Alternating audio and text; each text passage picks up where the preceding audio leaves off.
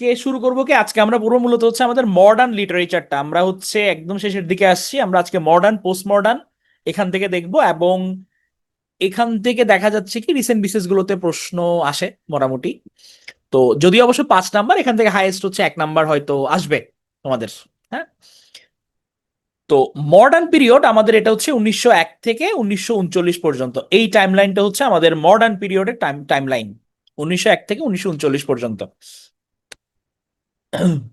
তো আমরা ইংলিশ লিটারেচারের মধ্যে যেটা দেখছিলাম যে এর আগে আমাদের লেখকরা রোমান্টিক লেখাজোখা লিখতেছে, তারা হচ্ছে আর্ট ফর আর্ট সেইক, অর্থাৎ একদম সাহিত্যের রসের জন্য লিখতেছে। হ্যাঁ, হঠাৎ করে আমাদের যে মডার্ন এইজে এসে এমন কিছু ইনসিডেন্ট আসলে দেখা দিল, মানুষের এতদিনের যে চিন্তা ভাবনা ওখানে বিশালভাবে ধাক্কা লাগলো। 1900-র আগে আমরা কিন্তু মোটামুটি মানুষজন সহজ সরল জীবনযাপন করতো, যুদ্ধ বিগ্রহ ছিল, বাট এত কমপ্লিকেটেড জিনিসগুলো ছিল না। হঠাৎ করে মানুষ দেখলো যে আমাদের ইংল্যান্ডে শিল্প বিপ্লব শুরু হয়েছে, শিল্প বিপ্লবের সাথে অনেকগুলো ডেভেলপমেন্ট আসতেছে, এবং মানুষের মধ্যে দাস প্রথা শুরু হইলো, যে আফ্রিকার শোষণ, আফ্রিকা আফ্রো আমেরিকানদের দেখা যাচ্ছে কি এসে শোষণ করতেছে।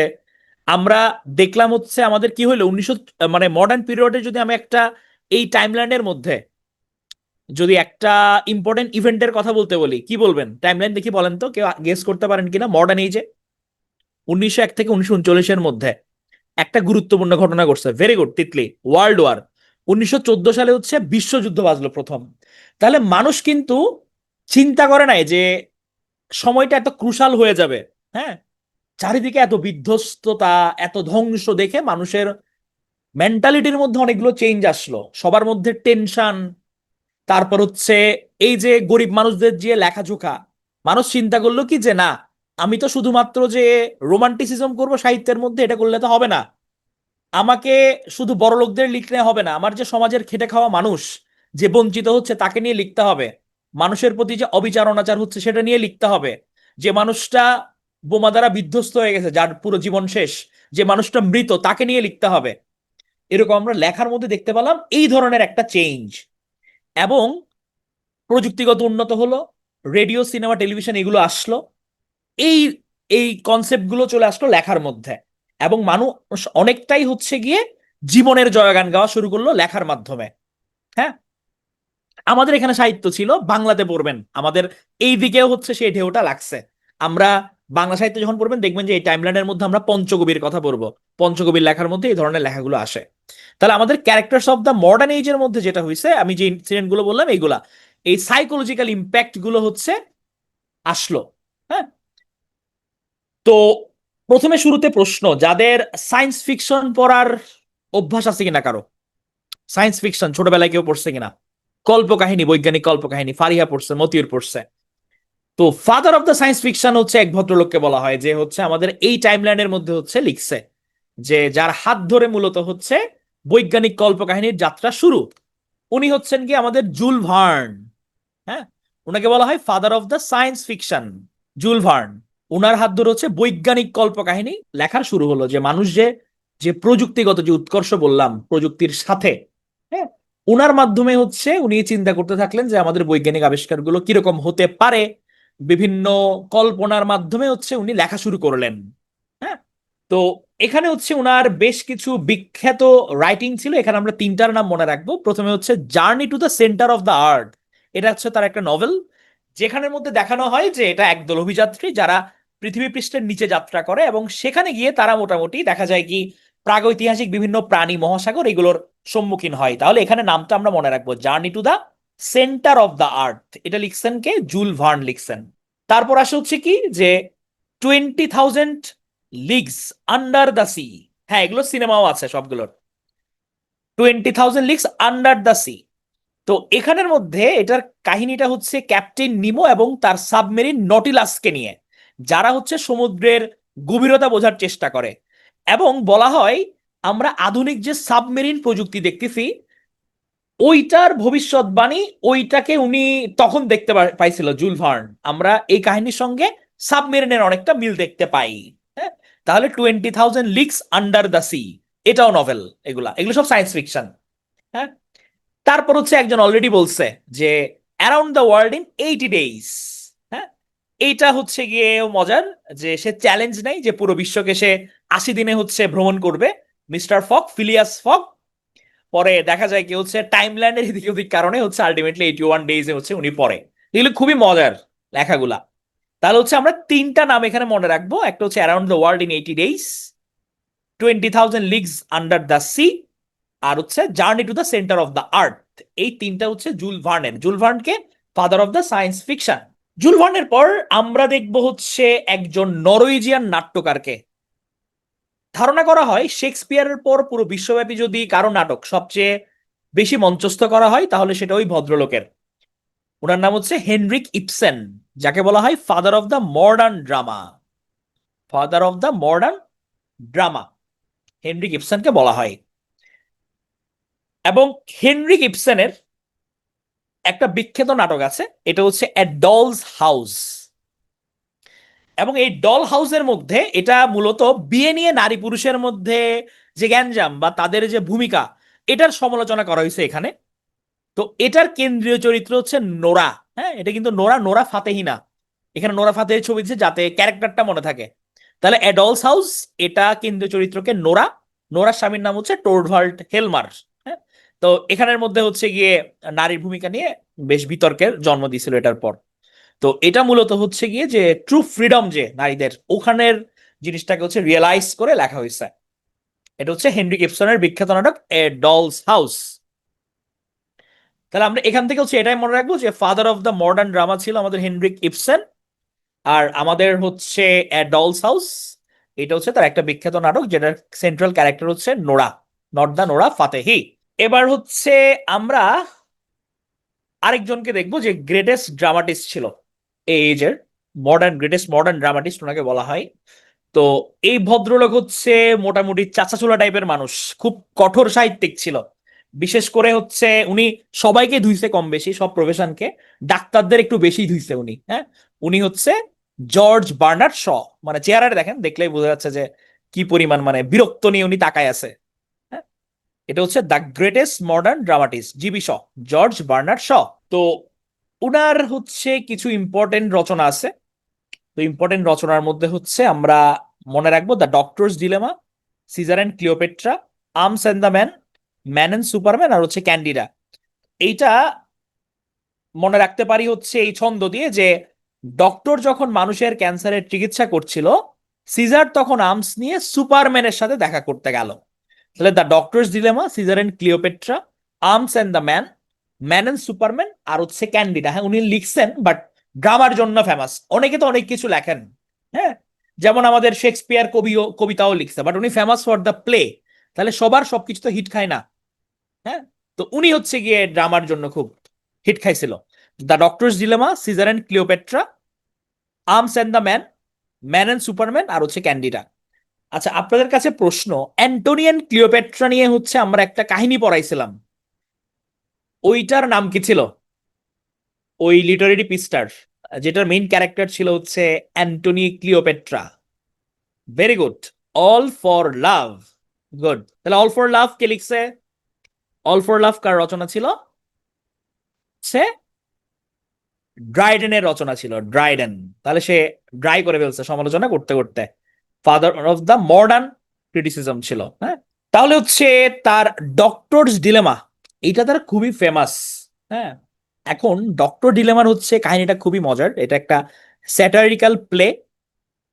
তো ডাক্তারদের হচ্ছে উনি রীতিমতো এখানে ধুয়ে দিছে, মানে ডাক্তারদের ইথিক্স, মেডিকেল প্রফেশনকে রীতিমতো ধুইছে। তো এটার ক্যারেক্টার হচ্ছে ডক্টর রিজিয়ন, লুইস এবং জেনিফার। এখানকার কাহিনী সংক্ষেপ যেটা, সেটা হচ্ছে গিয়ে যে ডক্টর রিজিয়ন হচ্ছে একটা ওষুধ আবিষ্কার করছে, ওটা ট্রায়াল চলতেছে, ওটা মূলত টিবি রোগীদের উপর কাজ করে। এখন তার ট্রায়ালের মধ্যে ওষুধ বাকি আছে একটা, পার্টিসিপেন্ট দুইজন। একজন হচ্ছে গিয়ে এক অপূর্ব সুন্দরী নারীর হাজবেন্ড, আরেকজন হচ্ছে গিয়ে তার বন্ধু। এখন কাকে দিবে, দুইজনের মধ্যে চয়েস করতে হবে তাকে। এখন তো সে ওই ভদ্র মহিলাকে দেখে প্রথম দর্শনে তার প্রেম হয়ে গেছে।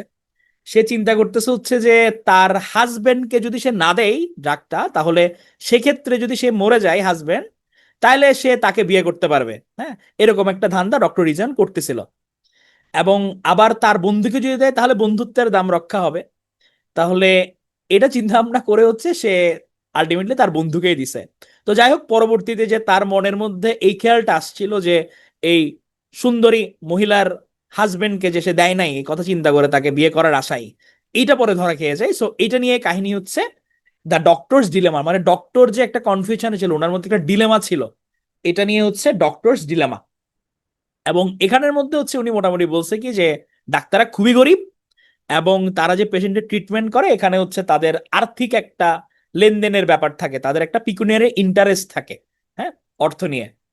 দ্য ডক্টরস ডিলেমা, এখানে হচ্ছে একটা বিখ্যাত কোটেশন হচ্ছে, a life spent in making mistakes is not only more honourable but more useful than a life spent doing nothing.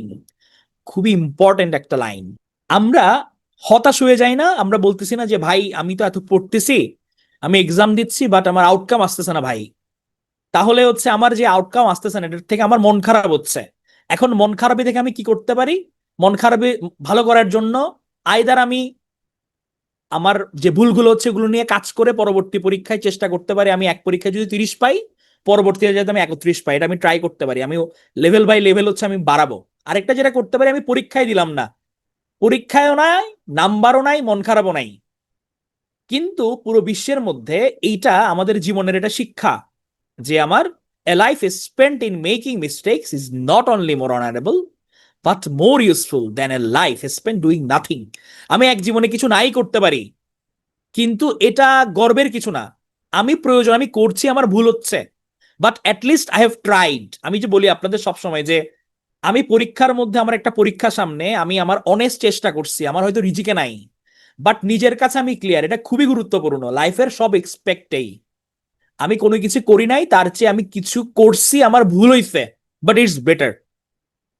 ওকে, এটা হচ্ছে a life spend in making mistake is not only more honourable but more useful than a life spend doing nothing. হচ্ছে doctors ডিলেমার একটা বিখ্যাত quotation. এরপর আমরা দেখবো হচ্ছে আরেকটা গল্প, যেটা হচ্ছে আর্মস এন্ড দ্য ম্যান।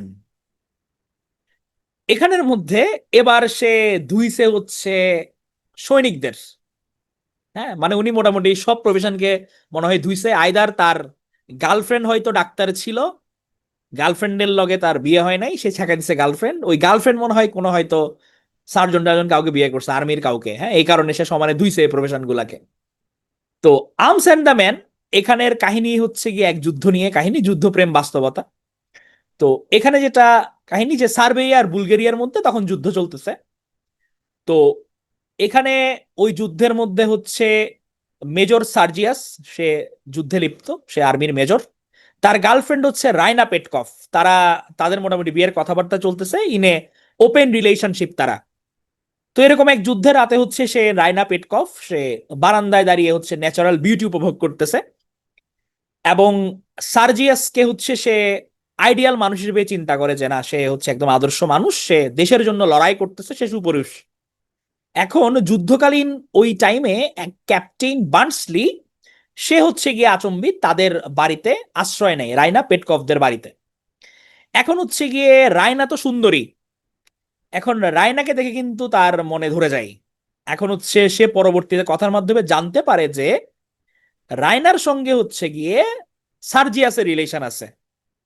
এখন আবার সার্জিয়াসের আন্ডারে হচ্ছে ক্যাপ্টেন বাসলি কাজ করে, এবং সে জানে যে সার্জিয়াসকে সে যতই সুপরিশ ভাবতেছে, সে রিয়েলি কিন্তু হচ্ছে তার একটু সে লম্পট মাথা মোটা টাইপ, হ্যাঁ। আবার তার যেহেতু রায়নার উপর একটা ক্রাশ জন্মাইছে, সেও কি করে হচ্ছে গিয়ে রায়না সম্বন্ধে বার্নসলি মেজর সার্জিয়াস সম্বন্ধে হচ্ছে উল্টাপাল্টা একটু কথা বলে আপনার ক্যাপ্টেন বার্নসলি, হ্যাঁ, যাতে রায়নার মনে সে জায়গায় করে নিতে পারে, হ্যাঁ। তো এদিকে তো সে বলতেছে বিভিন্ন কিছু, আবার সে রায়নাকে হচ্ছে গিয়ে ইমপ্রেস করার জন্য সে বলে যে দেখো, আমি হচ্ছে গিয়ে যোদ্ধা হতে পারি, হ্যাঁ, কিন্তু আমার কাছে বন্দুক আছে, গুলি নাই, গুলির বদলে কি আছে, চকলেট, হ্যাঁ। তো রায়না তো বলে যে সারা কি রোমান্টিক ব্যাপার, যে সে ওয়ারিয়র, সে আমার জন্য চকলেট নিয়ে আসছে, হ্যাঁ, এবং তার কাছে সে চকলেট অফার করে, এবং রায়না তার নাম দেয় যে চকলেট ক্রিম সৈনিক।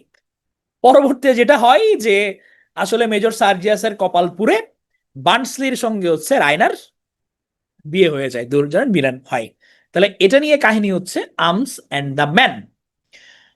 তো এখানে জীবিষ একটা কথা বলছে যে 9 soldiers out of 10 আর বর্ন ফুলস, 10 জনের মধ্যে 9 জনই তারা হচ্ছে জন্মগত বেকুব, তাদের মধ্যে বীরত্বের ছিটেফোঁটাও নাই। সে কঠিনভাবে এখানে ধুইছে। তাহলে arms and the man, doctors দিলাম, একটাতে ডাক্তারদের ধুইলো, একটাতে সে সোলজারদের ধুইলো। তাহলে এখানের ক্যারেক্টার হচ্ছে রাইনা পেটকফ, সার্জিয়াস, আর হচ্ছে ক্যাপ্টেন বার্নসলি। এবার হচ্ছে গিয়ে আমাদের ম্যান এন্ড সুপারম্যান। এখানের মধ্যে হচ্ছে একটা ইয়াং উইমেন অ্যান, যে হচ্ছে গিয়ে তার সৌন্দর্য দিয়ে কাছে টানার চেষ্টা করে জন টানারকে। তো এটা কমেডি অফ ম্যানার্স হিসেবে পরিচিত। কমেডি অফ ম্যানার মানে হচ্ছে যেগুলো ভদ্র কমেডি, যেখানে অশ্লীলতা নাই, যেগুলো পরিবারের সাথে দেখা যায়, হ্যাঁ, এগুলো হচ্ছে মেজর। মেজর হচ্ছে সার্জিয়াস। ম্যান এন্ড সুপারম্যান, তাহলে এখানে হচ্ছে অ্যান আর জন টানার। এছাড়া হচ্ছে ওনার সিজার এন্ড ক্লিওপেট্রা আছে, আর হচ্ছে তার ক্যান্ডিডা আছে, এগুলো তার রচনা। এবং জীবিশকে হচ্ছে নোবেল প্রাইজ দেওয়া হয় 1925 সালে। তাহলে জীবিশ থেকে হচ্ছে আমরা দেখলাম যে Candida, Caesar and Cleopatra, man and superman, arms and the man, আর হচ্ছে দ্য ডক্টরস ডিলেমা, এগুলো মনে রাখতে হবে। হ্যাঁ, তাহলে উনি উনি কিন্তু হচ্ছে দ্য গ্রেটেস্ট মডার্ন ড্রামাটিস্ট, আধুনিক যুগের অনেক বড় ড্রামাটিস্ট উনি। এবার হচ্ছে আমরা দেখব যে আমাদের একজন সাইকো অ্যানালিস্টকে, হ্যাঁ, নিউরোলজিস্ট যাকে বলা হয়, ফাউন্ডার অফ সাইকো অ্যানালিস্ট, এবং তার কথাবার্তা, তার বইগুলো একটু কঠিনই, হ্যাঁ, যেটা একটু হার্ড। হ্যাঁ, ক্যান্ডিডা হচ্ছে প্লে, ক্যান্ডিডা প্লে। ফাহিম সাবজেক্টিভের জন্য হচ্ছে আমাদের তো ক্লাস অ্যারেঞ্জ করা হয়েছে, ওইটাতে এনরোল করে যাও, তাহলে হচ্ছে একদম প্রপার আইডিয়া পেয়ে যাবে সবগুলাই। আমাদের মিজান ভাই ইংলিশ লিটারেচার স্টুডেন্ট, বস মানুষ ভাই, সুন্দর করে ক্লাস নিয়ে দেবে তোমাদের। ক্যান্ডিডা হচ্ছে এটা প্লে। তাহলে আচ্ছা, প্লেয়ার ড্রামার মধ্যে পার্থক্য একই জিনিস। ড্রামা হচ্ছে আমি যেটা পড়ছি সেটা হচ্ছে ড্রামা। ওই ড্রামাটাকে যখন আমি মঞ্চস্থ করতেছি, নাটকটা ধরেন হচ্ছে আমার হুমায়ুন আহমেদ একটা নাটক লিখলেন, ওটা ড্রামা। ওই নাটকটার হচ্ছে মঞ্চস্থ করা হচ্ছে, ওটা হয়ে যাবে প্লে। মহিন মিজান, মহিন মিজান, মিজান ভাই হচ্ছে প্ল্যানিং মিনিস্ট্রিতে আছেন, প্ল্যানিং মিনিস্ট্রির অফিসার। এবং ভাই হচ্ছে ডেইলি স্টারের কলাম লেখক, অসাধারণ ক্লাস নাই ভাই। আমাদের হচ্ছে English free handwriting, English রিটেনের ব্যাপারগুলো ভাই দেখেন, উনি ক্লাস নিবে চমৎকার। You will enjoy hopefully. তাহলে জিবি শাহ হচ্ছে কি was awarded Nobel prize in 1925। তো যার কথা বলছিলাম, যার লেখাযোগ্য একটু কঠিন, হ্যাঁ, তো উনি হচ্ছে আমাদের Sigmund Freud, the an Austrian neurologist and the founder of psycho analysis.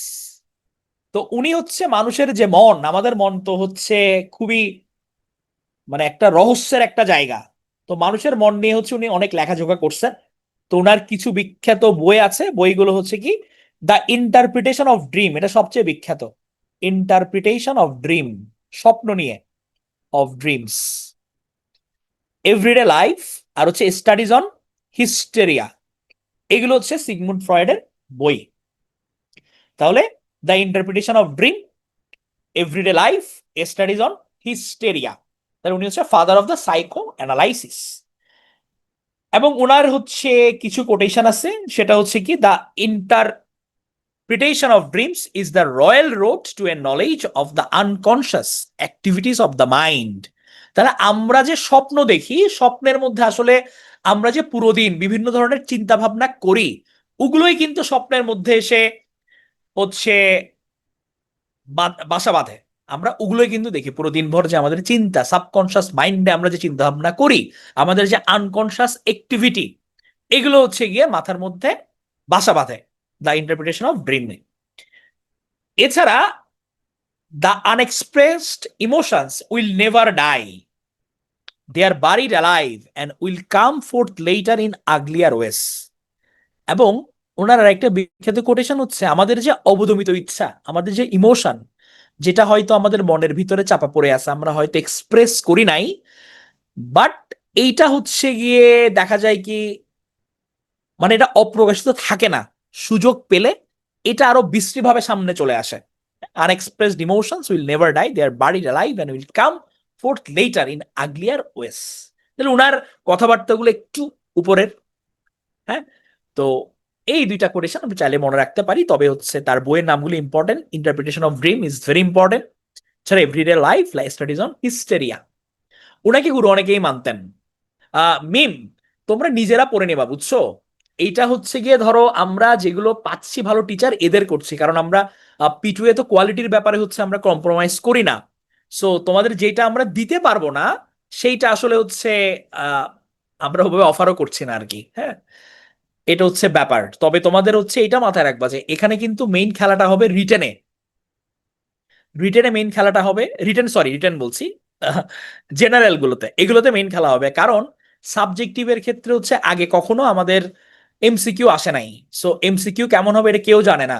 So সবার প্রিপারেশন কিন্তু এখানে সেম, সবাই একটা সেম লেভেল প্লেইং ফিল্ডে আছে। তো যারা হচ্ছে জেনারেল পার্টে মার্ক বেশি তুলে ফেলতে পারবে তারা আগাই থাকবে, কারণ ওইখানে সবাই দেখবে যে গড়পড়তা কাছাকাছি মার্ক পাবে। তো তোমাদের প্রতি অনুরোধ থাকবে যে তোমরা সাবজেক্টিভ যে সিলেবাস আছে ওখানে সাথে টপিক গুলো দেখে দেখে তোমাদের এই যে পড়ে আসছো ওখান থেকে মেইন ইনফরমেশন গুলো কি জিনিসপত্র যেগুলো এগুলোর একটা বেসিক আইডিয়া নিয়ে নাও, ওখান থেকে প্রশ্নগুলো আসবে। হ্যাঁ, সাবজেক্টিভের মধ্যে ওটাই বলছি, তোমার সাবজেক্টিভের হচ্ছে সবারই একই অবস্থা, শুধু তোমাদের না, সবারই একই অবস্থা। কারণ সাবজেক্টিভ নিয়ে যে কি দিবে পিএসসি এটা কেউই গেস করতে পারতেছে না, কারণ এটা হয় নাই তো কখনো সাবজেক্টিভ এর মধ্যে এমসিকিউ এক্সাম। এটা হচ্ছে চ্যালেঞ্জ আর কি। এই কারণে তোমাদের বলছি জেনারেলের দিকে নজর দাও, বাট একটা পোর্শন সাবজেক্টিভের জন্য রাখো। হ্যাঁ, রিটেনের সিলেবাস গুলো হচ্ছে দেখতে পারো, রিটেনের প্রশ্নগুলো দেখতে পারো। আচ্ছা, এবার হচ্ছে আমরা দেখবো যে আমাদের একজন ফেমাস হচ্ছে শর্ট স্টোরি রাইটার। হ্যাঁ, না না না না না, আমরা হচ্ছে সবাইকেই ভালোবাসি, সবাইকে ভালোবাসি।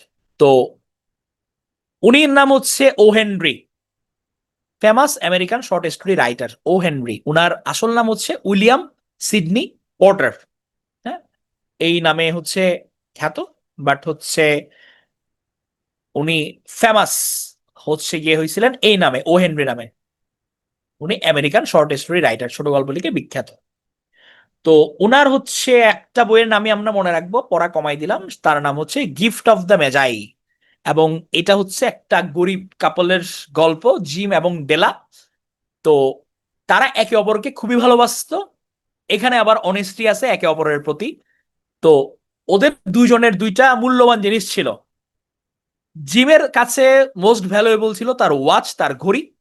আর ডেলার চুল তার কাছে খুব ভ্যালুয়েবল ছিল। এখন তারা একজন একজনকে হচ্ছে গিফট করবে। হ্যাঁ, তো গিফটের মধ্যে দেখা যায় যে ডেলা গিফট করতেছে এমন জিনিস যেটা ওয়াচের কাজে লাগবে, আর ডেলাকে জিম গিফট করতেছে এমন জিনিস যেটা হেয়ারের কাজে লাগবে। হ্যাঁ, তো ওরা গিফট কেনার জন্য ও ওর ওয়াচ বিক্রি করে দেয়, আর ডেলা হচ্ছে ওর হেয়ার বিক্রি করে দেয়। হ্যাঁ, তো এটা নিয়ে হচ্ছে কাহিনী, একটা আয়রনি অফ দেয়ার স্যাক্রিফাইস। তো যদিও হচ্ছে দেখা যায় কি দুইজন দুইজনের ভ্যালুয়েবল জিনিসটা স্যাক্রিফাইস করে দিছে, বাট এটার গভীরে হচ্ছে একে অপরের প্রতি যে ভালোবাসা, হ্যাঁ হ্যাঁ, এটা চুল কেটে ফেলে, এটা হচ্ছে গিয়ে প্রকাশ পায়। তাহলে এটা নিয়ে কাহিনী হচ্ছে দ্য গিফট অফ দ্য ম্যাজাই। লিখছে কি, এটা হচ্ছে উইলিয়াম সিডনি পোর্টার লিখছে, জিম এবং ডেলা। আমরা মুগলি, মুগলি পড়ছি, মুগলি জাঙ্গল বুক, গেমস খেলছি, কার্টুন দেখছি, মুগলি পড়ছি। হ্যাঁ, তাহলে এটার রাইটার কে দেখি, রাইটার জানি আমরা কেউ সবাই, কিন্তু মুগলি কম বেশি সবাই দেখছি আমরা। আইদার ওরা জাঙ্গল বুক, ইয়েস, জাঙ্গল বুকের রাইটার কে, রাইটার কি আমরা জানি, মানে স্রষ্টার চেয়ে সৃষ্টি জনপ্রিয় হয়ে গেছে। হ্যাঁ, ভেরি গুড, এটা হচ্ছে রুডিয়ার্ড কিপলিং। হ্যাঁ, খুবই সুন্দর কাহিনী, রুডিয়ার্ড কিপলিং। উনার হচ্ছে বিখ্যাত লেখা দ্য জাঙ্গল বুক। মানে খুব, আমি জাঙ্গল বুকের হচ্ছে গেমসটা ছিল প্রচুর পরিমাণে খেলতাম, এত ভালো লাগতো। তো হচ্ছে এখানে আমরা জানি ক্যারেক্টার হচ্ছে, মুভিটাও সুন্দর। হ্যাঁ, বাঘ হচ্ছে শের খান, মোগলি সে হচ্ছে খুঁজে পাই ছোটবেলায়, পরবর্তীতে হচ্ছে সে আবার তার ভাইয়ের কাছে ফিরে যায়, মেসিয়ার কাছে সে পালিত হয়েছিল, এবং তার ভাই হচ্ছে গ্রে ওলফ, নেকড়ে। হ্যাঁ, তাহলে এটা নিয়ে কাহিনী হচ্ছে তার জাঙ্গল বুক। তো উনি কিন্তু হচ্ছে নোবেল প্রাইজ পাইছিল এটার জন্য, লিটারেচারে, 1907 সালে। এবার হচ্ছে আমরা এমন এক রাইটারকে দেখব যে আমাদের হঠাৎ করে একদম বাস্তবতার মুখোমুখি দাঁড় করাই দিছিল একজন। হ্যাঁ, তার রাইটিংটা অনেকটাই বাস্তববাদী ছিল। হ্যাঁ, তো উনি হচ্ছে কি আমাদের উইলিয়াম বাটলার ইয়েটস, ইয়েটস নামে যিনি সুপরিচিত। তো উনার বিখ্যাত পোয়েম আছে হচ্ছে তিনটা: Easter 1916, Leda and the swan, আর হচ্ছে a prayer for my daughter. এই তিনটা তার famous poem. Easter 1916, Leda and the swan, a prayer for my daughter. তো ইস্টার 1916-এর মধ্যে তো এখানে যেটা হয় যে ইয়েটস কিন্তু হচ্ছে সে তার দেশকে খুবই ভালোবাসে। তার নিজের দেশ হচ্ছে আয়ারল্যান্ড, সে আইরিশ। তো তখন আয়ারল্যান্ডের সঙ্গে ইংল্যান্ডের হচ্ছে দ্বন্দ্ব চলছে, যুদ্ধ চলতেছে। এবং তারা হচ্ছে আইরিশ যে বিদ্রোহী ছিল সে স্বাভাবিকভাবে ওদের প্রতি সহানুভূতিশীল ছিল। এবং ইংরেজরা আইরিশদের যে ব্যঙ্গ করে, বিদ্রুপ করে, উপহাস করে, এটার এগেইনস্টে ছিল।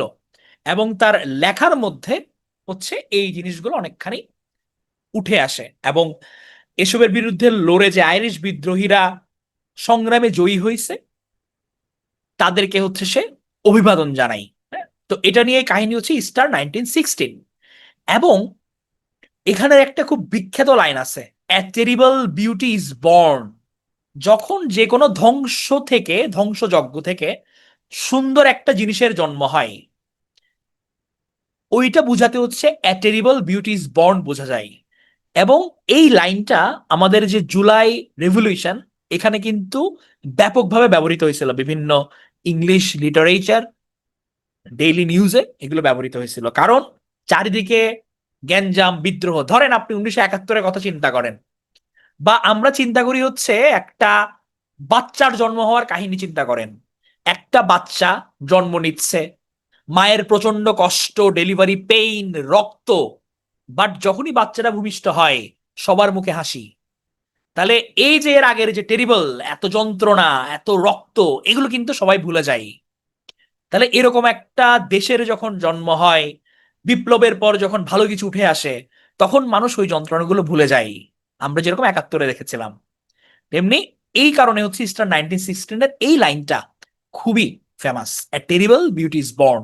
এত আত্মসংগ্রামের পর আমাদের কাঙ্ক্ষিত বিজয় লাভ হয়েছে। তাহলে এটা হচ্ছে কবির কবিতার tension between admiration and grief, এটা উঠায়। হ্যাঁ, 24-এ এটা আমাদের যে জুলাই আপরাইজিং এ প্রচুর ব্যবহৃত হয়েছে বিভিন্ন জায়গায়, এ টেরিবল বিউটি ইজ বর্ন। এছাড়া তার আরেকটা বিখ্যাত পয়েম হচ্ছে লেডা অ্যান্ড দ্য সোয়ান। এটার কাহিনীটা জানার জন্য জাস্ট নামটা মনে রাখি, লেডা অ্যান্ড দ্য সোয়ান। এটা গ্রিক মেথোলজিক্যাল ক্যারেক্টার। আর একটা বিখ্যাত হচ্ছে a prayer for my daughter, A prayer for my daughter. এটা হচ্ছে গিয়ে মানে কবি তার মেয়ের জন্য লিখছে। যে মানে বাবারা কি, বাবারা হচ্ছে গিয়ে অনন্য। আমাদের হচ্ছে আমরা বলি যে বনস্পতির ছায়া, যে এই ছায়া সবসময় মাথার উপর থাকে বাট কখনো কিছু বলে না, এরকম। তো এখানে দেখাইছে কি যে কবি তার মেয়ের জন্য প্রার্থনা করতেছে। হ্যাঁ, কবি চিন্তা করতেছে তার আত্মজা, তার কন্যা যাতে একটা জটিলতাহীন অতি সাধারণ একটা জীবন পাই, সে একটা ভালো ঘর পাই, তার ভালো বর হোক, তার যাতে নিরহংকার সুখী সুন্দর জীবন, জটিলতাহীন সহজ জীবন যাতে তার হয়। তাহলে এটাও তার একটা বিখ্যাত পয়েম। তাহলে হচ্ছে আমরা ডাব্লিউ.বি.ইয়েটস থেকে মনে রাখবো, a prayer for my daughter, Leda and the swan, Easter 1916, এগুলো তার বিখ্যাত কবিতা। এরপর হচ্ছে আমাদের আরেকজন জনপ্রিয় রাইটার, ওনার নাম হচ্ছে H G. Wells, Harvard George Wells. তো এইচ.জি. ওয়েলস এর হচ্ছে টাইম মেশিন আর হচ্ছে দ্য ইনভিজিবল ম্যান, এই দুইটা খুবই ফেমাস। তাহলে দুইটাই মনে রাখবো, জাস্ট টাইম মেশিন আর হচ্ছে ইনভিজিবল ম্যান, এই দুইটা। তো আমাদের হচ্ছে মডার্ন পোস্ট মডার্নের মধ্যে অনেকগুলো রাইটারের নাম দেখবো, একটা দুইটা করে। হ্যাঁ, সো এগুলো হচ্ছে আমরা একটু মনে রাখার চেষ্টা করব। হ্যাঁ, না এগুলো পয়েম না, হচ্ছে নভেলিক, নোভেলা, নোভেল। তো এরপর হচ্ছে আমাদের আসবে ফেমাস ম্যাথমেটিশিয়ান বার্টন রাসেল। উনি হচ্ছে অন ডিনোটিং, ওনার হচ্ছে বিখ্যাত একটা গ্রন্থ। উনি ফিলোসোফার এবং ম্যাথমেটিশিয়ান ছিলেন বড়। রবার্ট ফ্রস্ট, যিনি হচ্ছে আমেরিকার শ্রেষ্ঠ কবি বলা হয়। হ্যাঁ, এগুলো হচ্ছে নোভেল বাট একদম অ্যাকুরেট হচ্ছে সায়েন্স ফিকশন ধাঁচের এগুলা। তো আমেরিকার শ্রেষ্ঠ কবি ছিলেন উনি, ওনাকে নেচার পয়েট অথবা রিজনাল পয়েটও বলা হয়। এবং তার বিখ্যাত কাব্যগ্রন্থ আছে যে North of Boston, Mountain Interval আর হচ্ছে নিউ হ্যাম্পশায়ার। এগুলো তার বিখ্যাত কাব্যগ্রন্থ, North of Boston, Mountain Interval এবং নিউ হ্যাম্পশায়ার। তো নর্থ অফ বস্টন, এখানের মধ্যে অনেক কবিতা, গুরুত্বপূর্ণ উল্লেখযোগ্য কবিতা আছে। তার মধ্যে সবচেয়ে মোস্ট ইম্পর্টেন্ট দুইটা হচ্ছে মেন্ডিং ওয়াল আর হচ্ছে death of the hard man. এই দুইটা মনে রাখি, মেন্ডিং ওয়াল আর death of the hard man, এই দুটো তার বিখ্যাত গল্প, কবিতা। তো এই মেন্ডিং ওয়াল কবিতার মধ্যে আমাদের খুব সুন্দর একটা লাইন আছে রবার্ট ফ্রস্টের, যেটা হচ্ছে good fences make good neighbours. আপনার প্রতিবেশী তখনই গুড হবে যখন আপনাদের দুইজনের মধ্যে মাঝখানে কি থাকবে, একটা দেয়াল থাকবে, একটা ওয়াল থাকবে। তখনই দেখবেন যে আপনাদের সম্পর্কটা ভালো থাকবে। মানে এটা বোঝাই হচ্ছে গিয়ে যে যে কোনো রিলেশনে, ধরেন এটা যদি আপনার একদম ক্লোজ মানুষজন না হয়, তাহলে একটা গ্যাপ থাকা ভালো। যারা জব করেন, আমরা অনেক সময় জব লাইফে দেখি যে কলিগের সঙ্গে একদম দুনিয়ার সবকিছু, আমি কালকে কি খাইছি এটাও শেয়ার করে ফেলে। হ্যাঁ, পার্সোনাল প্রফেশনাল রিলেশন, এই দুইটা আমরা ফারাক করতে পারি না। বাট ওই মানুষগুলো যখন আমাদের এন্ট্রিতে চলে যায় তখন তারাই বেশি বাজ দেয়। তো এখানে দেখাইছে হচ্ছে গিয়ে যে নিজের একটা স্পেস ক্রিয়েট করা, এবং হচ্ছে হ্যাঁ সম্পর্ক দূর থেকে সুন্দর, মানে একটা গ্যাপ রাখতে হবে অ্যাটলিস্ট। তাহলে good fences make good neighbours, এটা হচ্ছে মেন্ডিং ওয়ালের একটা বিখ্যাত লাইন।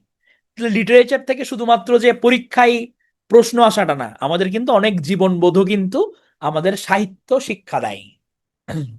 হ্যাঁ, উদ্গ্রীব হয়ে থাকে, এটাই তো সমস্যা, এই কারণে বলছে বেড়া দিতে। তাহলে মাউন্টেন ইন্টারভেল, এটা হচ্ছে কি আরেকটা গ্রন্থ, এটার হচ্ছে উল্লেখযোগ্য কবিতা হচ্ছে দ্য রোড নট টেকেন। এই কবিতাটাও বেশ সুন্দর। তো এখানের মধ্যে কবি দেখাইছে কি যে আমাদের সামনে অনেক সময় আসলে জীবনের বাঁকে বাঁকে দুইটা পথ দেখি আমরা। একটা হয়তো ইজি রাস্তা, যে রাস্তায় ম্যাক্সিমাম মানুষজন গেছে। আরেকটা রাস্তা হচ্ছে গিয়ে হয়তো কেউ এটা ট্রাই করে নাই, আউট অফ দ্য বক্স। এটাকে বলছে উনি the road not taken. The speaker here reflects on a pivotal decision in life and the unknown consequence of choosing one path over another. His decision to take the road less travelled by made all the differences in his life.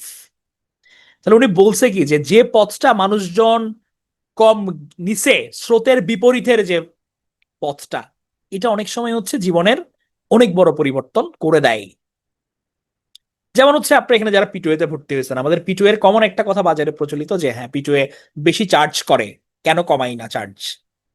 But আপনারা যারা নিছেন তারা তো at least বুঝতে পারতেছেন যে quality কিভাবে proof করা হয়। তাহলে এই যে আপনারা কিন্তু অলরেডি লেস ট্রাভেলড বাই একটা ডিসিশন মেক করছেন। হ্যাঁ, তো কবি বলছে যে আমাদের আসলে স্রোতের বিপরীতে out of the box thinking যদি আমরা করি অনেক সময়, এটা কিন্তু অনেক সময় অনেক কিছু ভালো কিছুর জন্ম দেয়। হ্যাঁ, তাহলে এটা হচ্ছে দ্য রোড নট টেকেন, ভালো জিনিসের দাম বেশি হয়।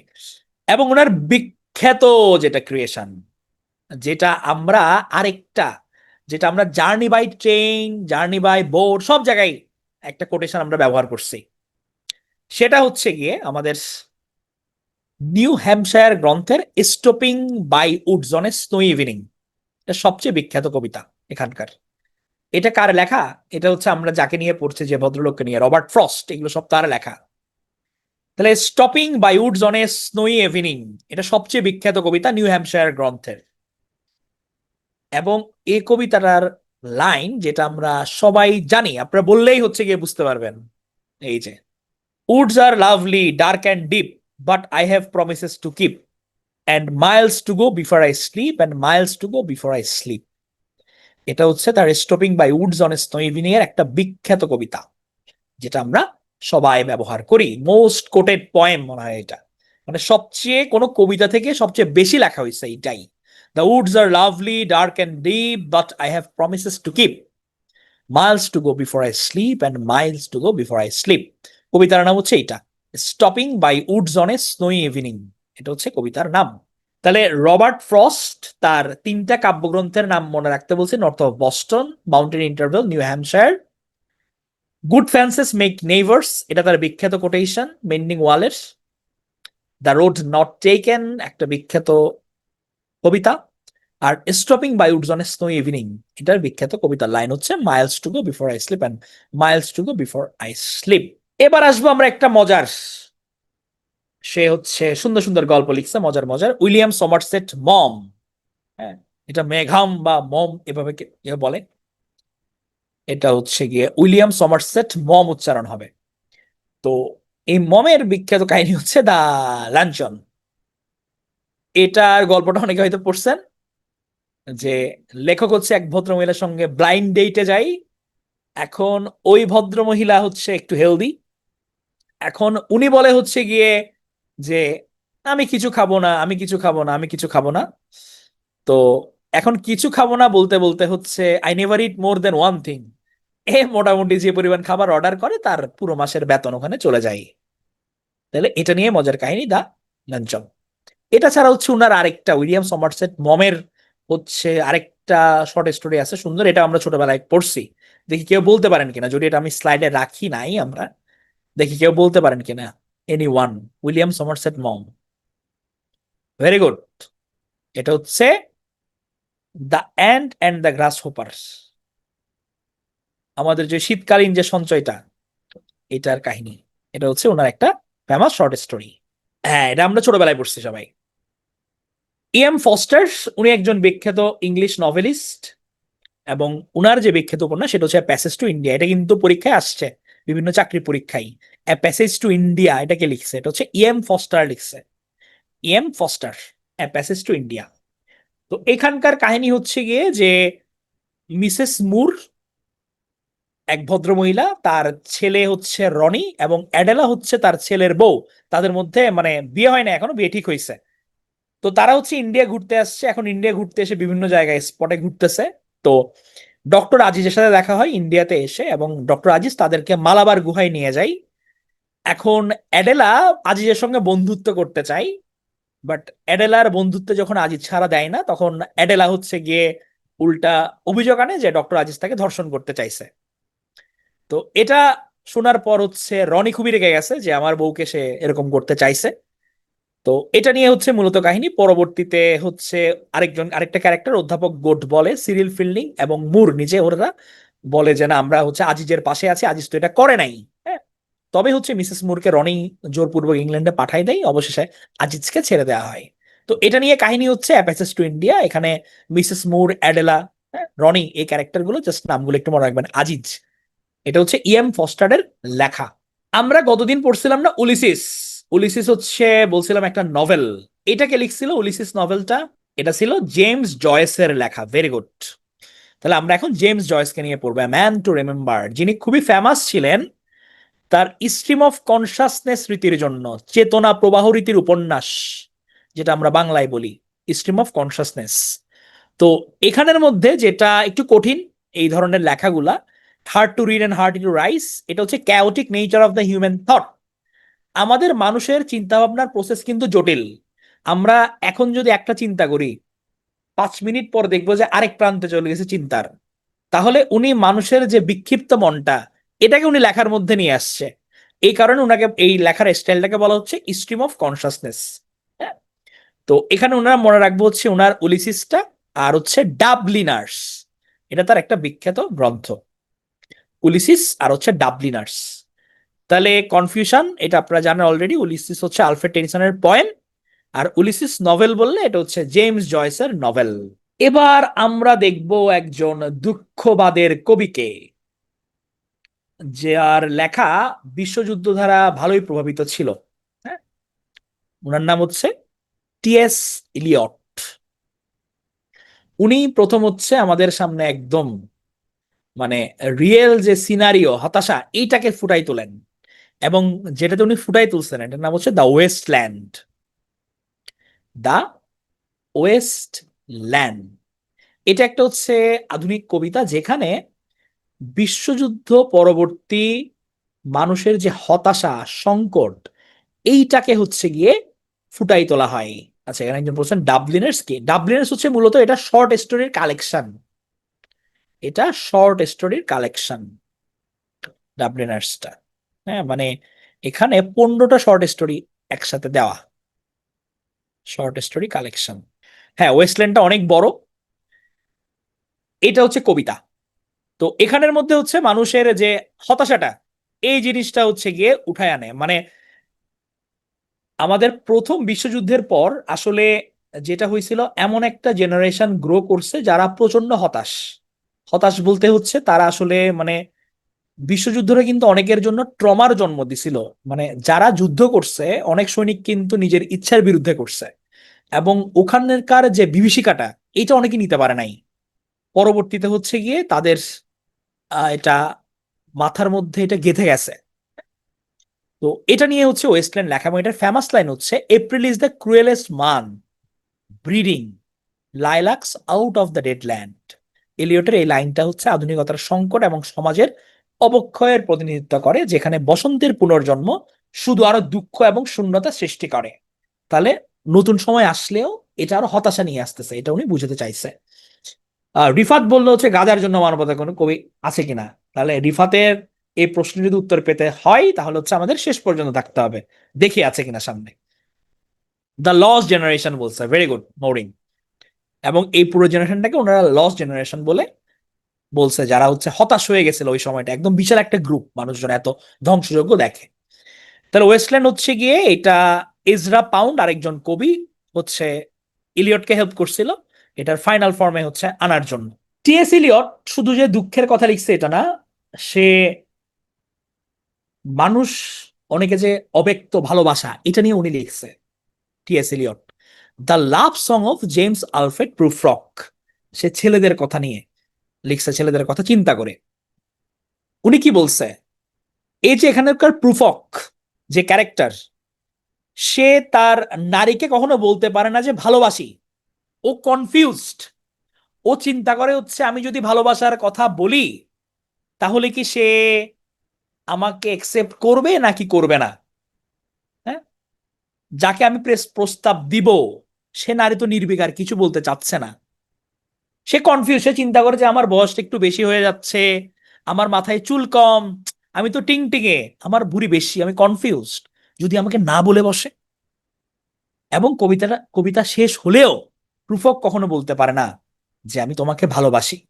তাহলে এখানে কবি বলছে কি, প্রুফকের মতো কনফিউজ না থেকে কাউকে যদি ভালো লাগে বলে ফেলো ভাই, ডেসপার্ট হওয়ার দরকার নাই, হতাশার দরকার নাই, পজিটিভ নেগেটিভ হ্যাঁ বা না, কনফিউশন না থেকে ঝেড়ে কাশো। হ্যাঁ, এটা হচ্ছে love song of the James Alfred Prufrock. টুকটুকের হচ্ছে আজকে ক্লাস সবচেয়ে টাফ লাগছে। হ্যাঁ, এখানের মধ্যে হচ্ছে অনেকগুলো মুখস্থের পার্ট আছে, একটা দুইটা করে, এই নামগুলো একটু মনে রাখতে হবে। আমরা যখন লিখে লিখে পড়বো তখন হচ্ছে মনে থাকবে, ডোন্ট ওরি। বুক ফাটে তো মুখ ফোটে না।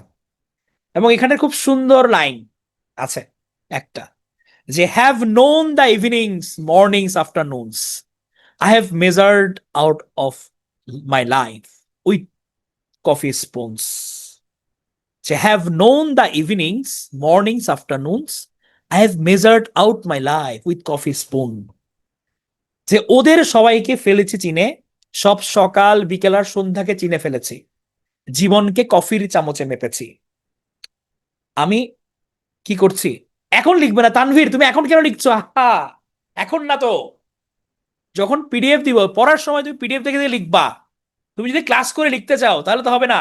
মানে এখানে বলছি কি কবি, যে ওনার জীবনের সবকিছু চেনা, আমি তো সবগুলোই চিনছি, আমি ইভিনিং মর্নিং আফটারনুন পুরো জীবনকে ছাঁচে ফেলে দিছি, আই নো এভরিথিং। হ্যাঁ, খুব সুন্দর একটা লাইন। তাহলে আমাদের টিএস ইলিয়ট সাহেব, আচ্ছা লিখে লিখে পড়বে কিভাবে, ধরো আমি তোমার পিডিএফটা দিলাম কালকে, তুমি সকালে ঘুম থেকে উঠলে, ওয়ান ফাইন মর্নিং, তুমি ভোর 5টায় উঠলা, উঠে পিডিএফটা ওপেন করলা, ওপেন করে হচ্ছে কি, আচ্ছা টিএস ইলিয়টের পাশে লিখলা হচ্ছে ওয়েস্টল্যান্ড, জেমস আলফ্রেড পুফ্রক। তুমি জন ড্রাইডেনের পাশে লিখলা অল ফর লাভ। হ্যাঁ, এভাবে হচ্ছে রাইটার লিখবা, ওনার হচ্ছে ইম্পর্টেন্ট লিটারারি ওয়ার্কটা লিখলা, ওইটা কোন টাইপের ওয়ার্ক এটা লিখলা, এভাবে পড়বা। ক্লাস টাইমে ফুল ফোকাস থাকবে হচ্ছে লেকচারের উপর, লিখতে গেলেই বই উল্টালেই মাথা নষ্ট হয়ে যাবে। তাহলে হচ্ছে উনি থিওরি অফ দ্য অবজেক্টিভ কোরিলেটিভের জন্য খুবই বিখ্যাত ছিল। দ্য ওয়েস্টল্যান্ড তার বিখ্যাত কবিতা, the love song of James Alfred Prufrock, এবং তার মার্ডার ইন দ্য ক্যাথেড্রাল তার একটা বিখ্যাত প্লে, আর হচ্ছে জেরন্টিয়ন হচ্ছে তার একটা বিখ্যাত পয়েম। তাহলে মার্ডার ইন দ্য ক্যাথেড্রাল আর হচ্ছে জেরন্টিয়ন, এটা তার পয়েম এগুলা। তো তার অবজেক্টিভ কোরিলেটিভ হচ্ছে গিয়ে, আমরা মাঝে মাঝে গল্পের মধ্যে পড়ি না, যে ধরেন কোন কবি বর্ণনা করতেছে যে মুষলধারে বৃষ্টি হচ্ছে, শুকনো পাতার মর্মর ধ্বনি, বা লেখা পড়তে গিয়ে আমরা মনে হয় যে হয়তো আমি ফিল করতেছি যে বৃষ্টি পড়তেছে, শুকনো পাতার যে মর্মর ধ্বনিটা, পাতা দুমড়ে মুচড়ে যাচ্ছে, এটা আমরা ফিল করতে পারি। তাহলে যার লেখায় এরকম ফিল্ডিংটা পাওয়া যায়, এটাকে বলা হচ্ছে অবজেক্টিভ কোরিলেটিভ। এবং কবি দেখা যায় কি কারো দুঃখ যন্ত্রণার অনুভূতিটা ব্যক্ত করতে গিয়ে এই ধরনের উপমা দেয়। ধরেন হচ্ছে আমার মন খুব খারাপ, হয়তো লেখক বর্ণনা করতেছে এটা মুষলধারে আকাশে কালো মেঘ জমতেছে, অবিরত বর্ষণ হচ্ছে, এটার সাথে মানুষের যে মন খারাপ এটার তুলনা করছে, তাহলে এটাকে বলা হয় অবজেক্টিভ কোরিলেটিভ। হ্যাঁ, তো এই অবজেক্টিভ কোরিলেটিভের হচ্ছে উৎকৃষ্ট একটা উদাহরণ হচ্ছে দ্য ওয়েস্টল্যান্ড, যেখানে মানুষের যে হতাশা, ফিয়ার অফ ডেথ, এইটাকে হচ্ছে গিয়ে তুলে ধরে। হ্যাঁ, দ্য লাভ সং এটা হচ্ছে পয়েম, জেমস হলের পোর্টফ্রক। তাহলে তার হচ্ছে important murder in the cathedral, এটা তার একটা প্লে, আর জেরন্টিয়ান হচ্ছে তার একটা কবিতা। আমরা হচ্ছে এবার একটা ফিমেলকে দেখে আসি যার নাম হচ্ছে পার্লেস বাক।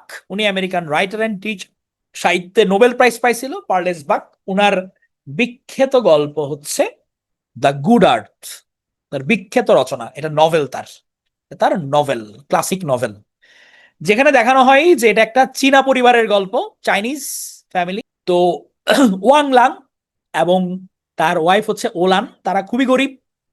এখন তারা হঠাৎ করে হচ্ছে বড়লোক হয়ে যায়।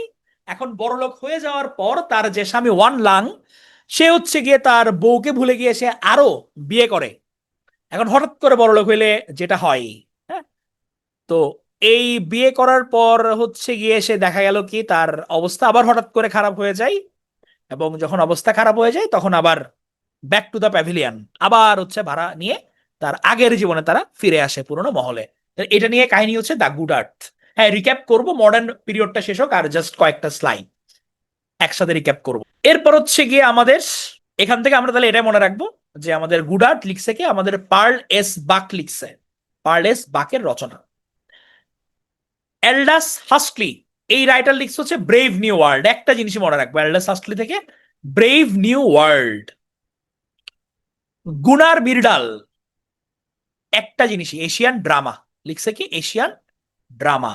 আর্নেস্ট হেমিংওয়ে, ওনার প্রথম উপন্যাস হচ্ছে দ্য সান অলসো রাইজেস, এবং তার আরেকটা বিখ্যাত উপন্যাস হচ্ছে a farewell to arms, for whom the bell tolls, the old man and the sea, এটা খুবই গুরুত্বপূর্ণ, আর্নেস্ট হেমিংওয়ে।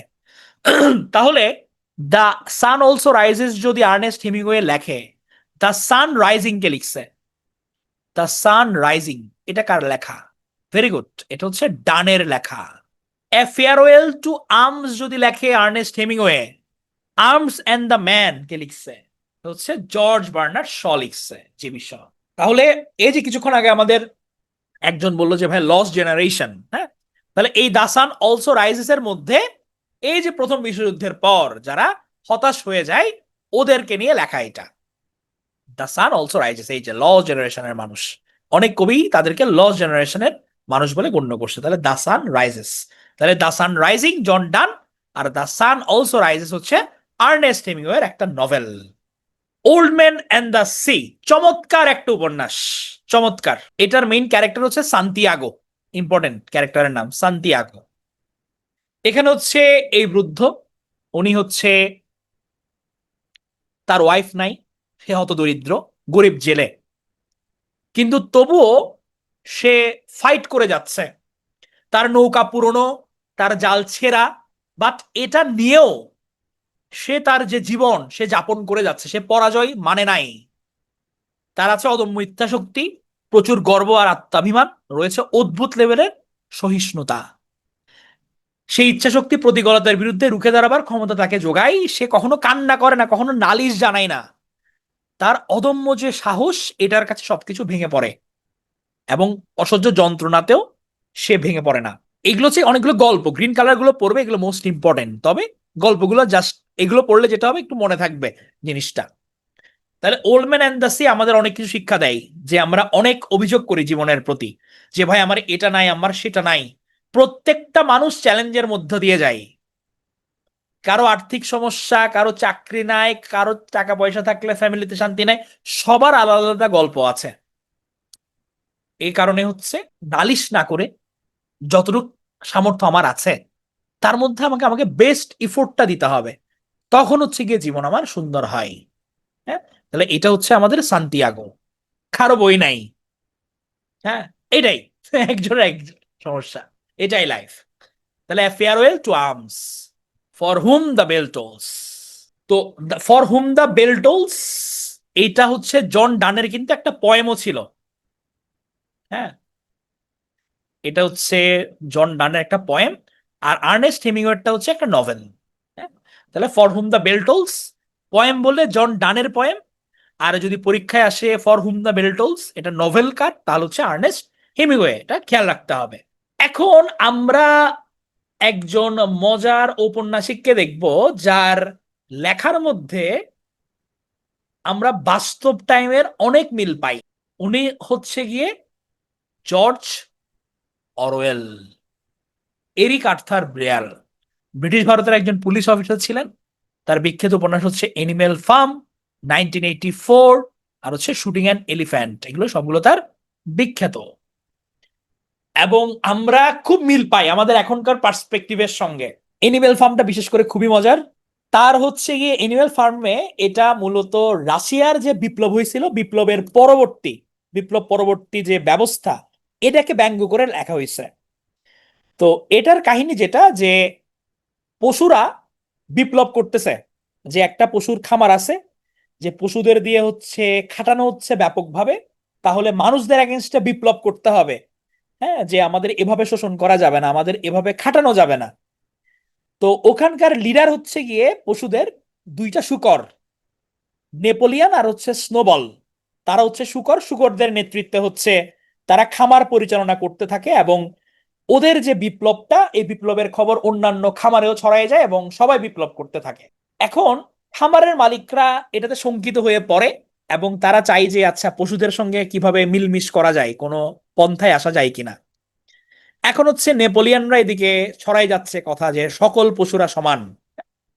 তো বিপ্লবের পর দেখা যায় যে শূকররা আরাম করতেছে, শূকরদের সঙ্গে মানুষদের বন্ধুত্ব হয়ে গেছে, আর অন্য পশুরা খাইটা পড়তেছে। হ্যাঁ, তাহলে বিপ্লব আসলো, তারা বিপ্লবের ধোঁয়া তুইলা সাধারণ মানুষ এবার পিছতেছে এবং তারা আছে মজাই। তাহলে এইটা নিয়ে হচ্ছে গিয়ে এনিম্যাল ফার্ম, এটা রাশিয়ার বিপ্লব পরবর্তী ইনসিডেন্ট দিয়ে লেখা। তাহলে নানাঘাত প্রতীক এবং দ্বন্দ্ব সংঘাতের সাথে এই গ্রন্থে হাস্যরস এবং নাটকীয়তার অপূর্ব সমন্বয় ঘটেছে।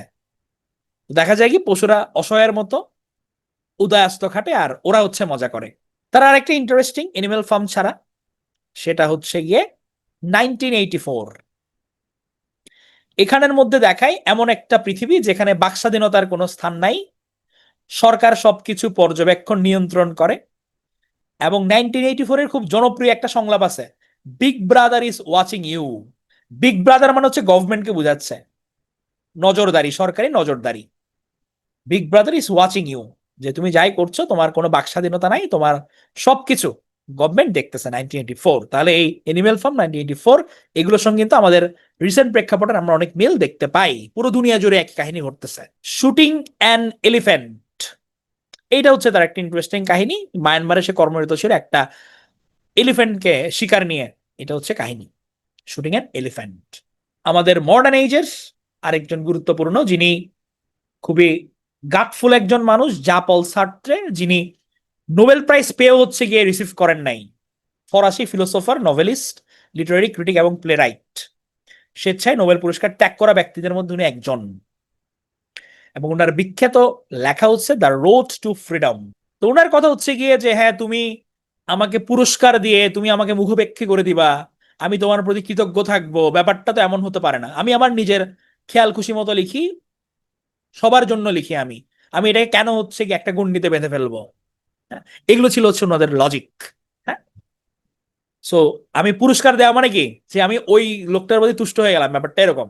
আমাদের এরকম অনেকে আছে যারা হচ্ছে প্রাইজ রিসিভ করেন নাই। হ্যাঁ, তাহলে দ্য রোড টু ফ্রিডম এটা হচ্ছে জাপল সার্ত্রের রচনা। এখন রোড টু ফ্রিডম নিয়ে হচ্ছে অনেক লেখা আছে কাছাকাছি। যেমন দ্য রোড টু ফ্রিডম হচ্ছে জাপল সার্ত্রের একটা novel. Propose road to freedom হচ্ছে, প্রপোজ বসালে এটা হচ্ছে বার্ট্রান্ড রাসেলের political essay. A long walk to freedom হচ্ছে গিয়ে নেলসন ম্যান্ডেলার, এটা হচ্ছে অটোবায়োগ্রাফি। তাহলে রোড টু ফ্রিডম জাপল সার্ত্রের novel, propose roads to freedom Bertrand রাসেলের পলিটিক্যাল অ্যাসে, আর লং ওয়াক টু ফ্রিডম হচ্ছে নেলসন ম্যান্ডেলার অটোবায়োগ্রাফি। এতটুক পর্যন্ত বোঝা গেছে, আমরা বুঝছি। ওকে, তাহলে একটা কুইক রিক্যাপ হয়ে যাক প্রশ্নে প্রশ্নে। তাহলে আমরা ফাদার অফ সায়েন্স ফিকশন কাকে বলছিলাম? ফাদার অফ সায়েন্স ফিকশন কে ছিল আমাদের? জুল ভার্ন ছিল। Very good, joule Verne. আমাদের ফাদার অফ সায়েন্স ফিকশন। না না, ক্লাস শেষ হয় নাই, পোস্ট মডার্ন বাকি এখনো, টেনশন করিয়েন না, ক্লাস শেষ হয় নাই, পোস্ট মডার্ন বাকি। তাহলে জুলস ভার্ন হচ্ছে ফাদার অফ সায়েন্স ফিকশন। তাহলে ওনার তিনটা রচনা, journey to the centre of the earth, 20,000 leagues under the sea, আর হচ্ছে around the world in 80 days. আমাদের ফাদার অফ মডার্ন ড্রামা যাকে বলা হয় হেনরিক ইপসেনকে, তাহলে ইপসেনের হচ্ছে বিখ্যাত গ্রন্থ, বিখ্যাত নাটকটার নাম কি যেটা পড়াইছিলাম? এ ডলস হাউস। এ ডলস হাউসের সেন্ট্রাল ক্যারেক্টার কে ছিল? মেইন ক্যারেক্টার হচ্ছে নোরা। আশা করি এটা কেউ ভুলবে না, নোরা ফাতেহি। আচ্ছা, আমাদের ডক্টর রিজিয়ন, লুইস, জেনিফার, এরা হচ্ছে কোন প্লের ক্যারেক্টার ছিল? Doctor's dilemma. Very good. Arms and the man, এটার নায়িকার নাম কি? Arms and the man, Raina Petkoff. Very good. Candida, Candida কে লিখছে? ক্যান্ডিডা কার লেখা? জিবি শয়ের লেখা। গুড। ইন্টারপ্রিটেশন অফ ড্রিম কে লিখছে? ইন্টারপ্রিটেশন অফ ড্রিম, যে স্বপ্ন নিয়ে অনেক কাজ করছে, একটু কঠিন যার লেখাজোখা, এটা হচ্ছে Sigmund Freud, father of psychoanalysis যাকে বলা হয়, সিগমুন্ড ফ্রয়েড। আমাদের এ ফ্রয়েড সাহেব, interpretation of dream. Gift of the Magi কার লেখা? O Henry. Gift of the Magi হচ্ছে ও হেনরি, উইলিয়াম সিডনি পোর্টারের লেখা। জিমেন ডেলা যার মেইন ক্যারেক্টার। আমাদের জাঙ্গল বুক কে লিখছে? জাঙ্গল বুক রুডিয়ার্ড কিপলিং লিখছে। জাঙ্গল বুক শের খান মুগলির কাহিনী। আমাদের হচ্ছে a terrible beauty is born, একটা লাইন পড়াইছিলাম, এটা কোন কবিতার লাইন ছিল? ইয়েটসের, অবশ্যই। ইয়েটসের কোন কবিতার? ইস্টার 1916 এর কবিতা। Very good. তাহলে Easter 1916, Leda and the swan, a prayer for my daughter. তাহলে terrible beauty is born Easter 1916 একটা বিখ্যাত লাইন। আমাদের science fiction novel, the time machine, invisible man, এগুলো কার রচনা? হচ্ছে এইচ.জি. ওয়েলস এর রচনা। তাহলে দ্য টাইম মেশিন আর হচ্ছে invisible man, H G. Wells. Good fences make good neighbours, এটা কোন রাইটার বলছে? এটা হচ্ছে রবার্ট ফ্রস্ট বলছে, রবার্ট ফ্রস্ট, আমেরিকার শ্রেষ্ঠ কবি। তাহলে কোথায় বলছে? মেন্ডিং ওয়ালে বলছে। তাহলে উনার আরেকটা কবিতা ইম্পর্টেন্ট হচ্ছে দ্য রোড নট টেকেন, এবং উনি হচ্ছে স্টপিং বাই উডস এর মধ্যে কি বলছে? যে woods are lovely dark and deep but I have promises to keep, miles to go before I sleep. আমাদের উইলিয়াম সমারসেট মম কি লিখছে? উইলিয়াম সমারসেট মম সে দা লাঞ্চন লিখছে। আমরা ইএম ফস্টারকে পড়ছি, তো ইএম ফস্টারের কোনটা পড়ছি? ওনার কোন নভেল পড়ছি? A passage to India. তাহলে এখানে ক্যারেক্টার কি কি ছিল আমার? মুর এডেলা, রনি আজিজ, অধ্যাপক গুড বলে এরা। আমরা জেমস জয়েসের হচ্ছে উলিসিস দেখলাম, এটা হচ্ছে নভেল। তার আরেকটা শর্ট স্টোরি কালেকশন কোনটা পড়ছি? জেমস জয়েসের Dubliners. Very good, short story collection. তাহলে হচ্ছে জেমস জয়েসের নভেল হচ্ছে উলিসিস, আর উলিসিস পয়েমটা কার? উলিসিস পয়েমটা কার লেখা? আলফ্রেড টেনিসনের লেখা। Very good. দ্য ওয়েস্টল্যান্ড কে লিখছে? দ্য ওয়েস্টল্যান্ড টিএস ইলিয়ট লিখছে। হতাশার কথাবার্তা, হ্যাঁ, James Alfred Prufrock. Murder in the cathedral TS ইলিয়টের, এটা কি প্লে নাকি poem? Murder in the cathedral এটা হচ্ছে তার একটা প্লে, আর জেরন্টিয়ন তার বিখ্যাত একটা কবিতা। তাহলে চারটার আমি মনে রাখতে হবে আমাদের, হ্যাঁ, Waste Land, love of James Alfred Prufrock, murder in the cathedral, আর হচ্ছে জেরন্টিয়ন। দ্য গুড আর্থ কে লিখছে? দ্য গুড আর্থ কার লেখা? Pearl S Buck, Pearl S বাকের লেখা the good earth. Asian drama কে লিখছে? খুবই বিখ্যাত বই এশিয়ান ড্রামা, গুনার মির্ডাল। গুনার মির্ডাল হচ্ছে এশিয়ান ড্রামা লিখছে। আর ব্রেভ নিউ ওয়ার্ল্ড লিখছে হচ্ছে এলডাস হাস্কলি। আমাদের প্রিয় আরেকজন লেখক আছে যিনি লিখছে হচ্ছে দ্য সান অলসো রাইজেস। মিম, এগুলো অপশন দেখলে মনে পড়বে, তুমি যা শুনে যাও অপশন দেখলে মনে পড়বে। The sun also rises. তা আমি না, অন্যরা যে উত্তর করতেছে কপি করে উত্তর করে দাও। অপশন দেখলে পারো, আমি জানি। যারা লাইভ ক্লাস করতেছো তারা সবাই অপশন দেখলে পারবা। দ্য সান অলসো রাইজেস হচ্ছে আমাদের আর্নেস্ট হেমিংওয়ের লেখা। এছাড়া হচ্ছে a farewell to arms, for whom the bell tolls, the old man and the sea, এগুলো তার রচনা। The old man and the সির মেইন ক্যারেক্টার কোন বৃদ্ধকে আমরা দেখছি? তাহলে সান্তিয়াগো। হাবিবা পারবা, পারবা, পারবা, তোমরা পারবা। তাহলে সান্তিয়াগো। এনিমেল ফার্ম কে লিখছে? এনিমেল ফার্ম কে লিখছে? জর্জ অরওয়েল লিখছে। Very good. এ big brother is watching you, এইটা কোন উপন্যাসের লাইন? 1984, 1948 না কিন্তু, হ্যাঁ খুবই সাবধান, 1984, 1948ও থাকবে অপশনে। তাহলে এনিমেল ফার্মের ক্যারেক্টার হচ্ছে নেপোলিয়ান স্নোবল, দুইটা শুকর লিডার এরা। হ্যাঁ 1948 লেখা হয়েছিল, ইয়েস। তাহলে জা পল সার্ত্রে, ওনার বিখ্যাত হচ্ছে the road to freedom. Very good. এই তো স্মৃতি, পারফেক্ট। এভাবে এখন ক্লাস করবা, যখন প্রশ্ন ব্যাংক সলভ করবা তখন দেখবে যে মনে পড়বে, ঠিক আছে? তাহলে এখন আমরা যাব আমাদের হালকা পড়া, এখানে বেশি নাই।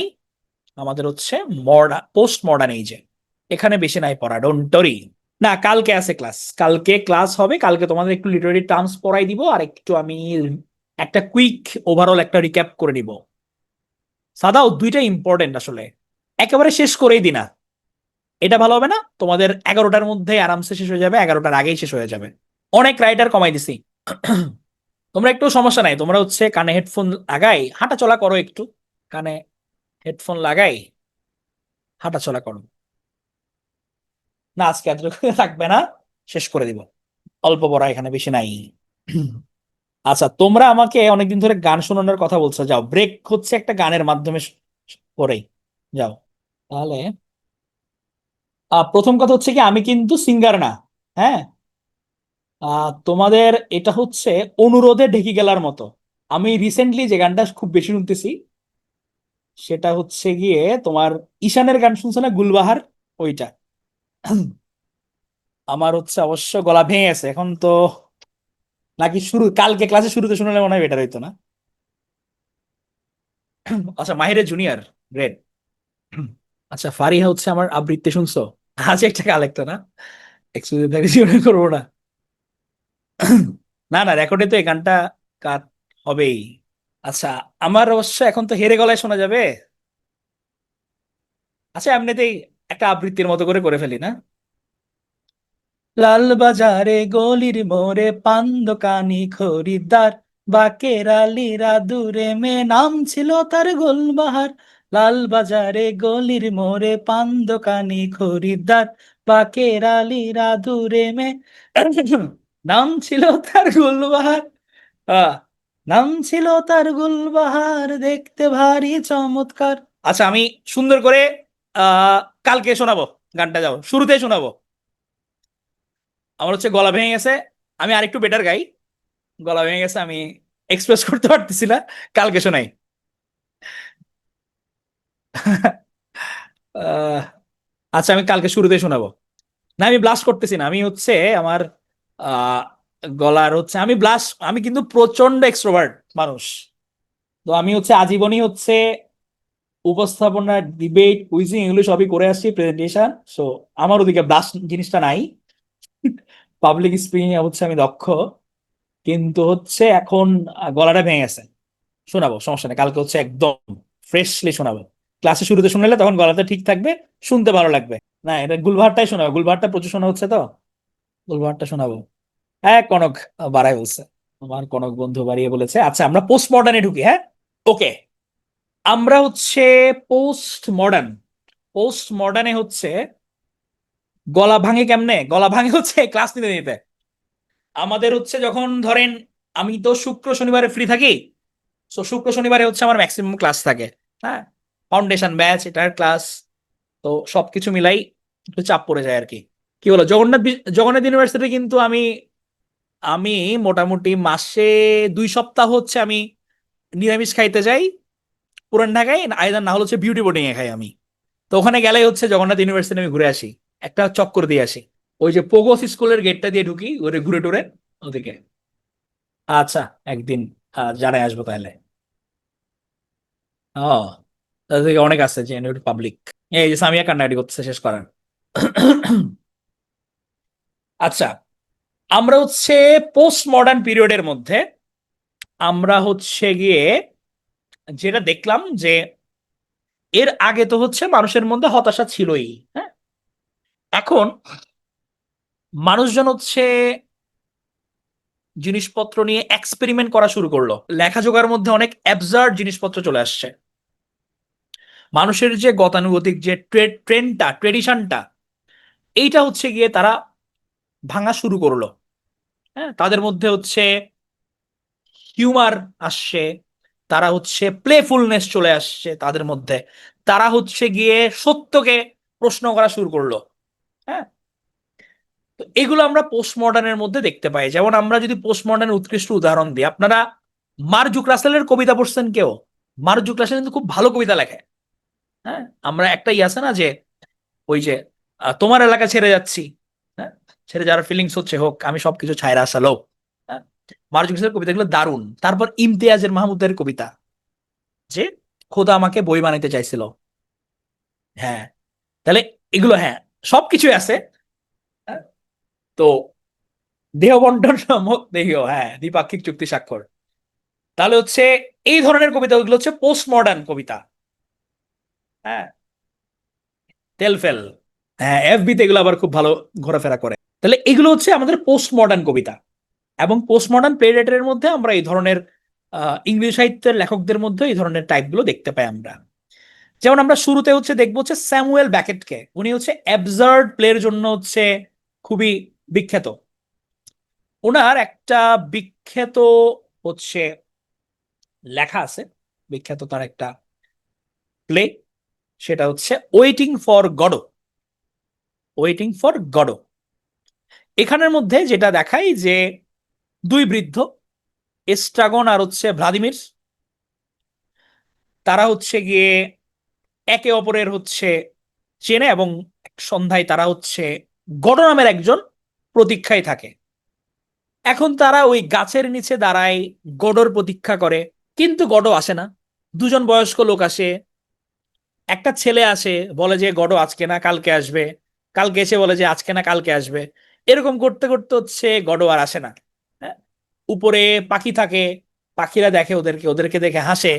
হ্যাঁ, কিন্তু গডরের আশা হয় না, এবং গাছটা বড় হয়ে যায় অনেক, কিন্তু গডরার দেখা মিলে না। তাহলে হচ্ছে এই যে গল্পটা কিন্তু এভাবেই শেষ হয়ে যায়, প্রতীক্ষায় প্রতীক্ষায়। এবং ওরা এই যে কথাবার্তা বলে, এই কথাবার্তার মধ্যে অনেক হাস্যরস, জীবনমুখী কথাবার্তা, অনেক কিছুই আসে। এবং এই নাটকটা কিন্তু পুরো ওয়ার্ল্ড ওয়াইড খুবই জনপ্রিয়। হ্যাঁ, নাটকটার প্রথম লাইন হচ্ছে নাথিং টু বি ডান, আশায় থাকতে থাকতে জীবন শেষ। এটা হচ্ছে অ্যাবসার্ড প্লে। তাহলে এই যে একটা অদ্ভুত একটা জিনিস, হ্যাঁ, এটাকে বলা হচ্ছে অ্যাবসার্ড।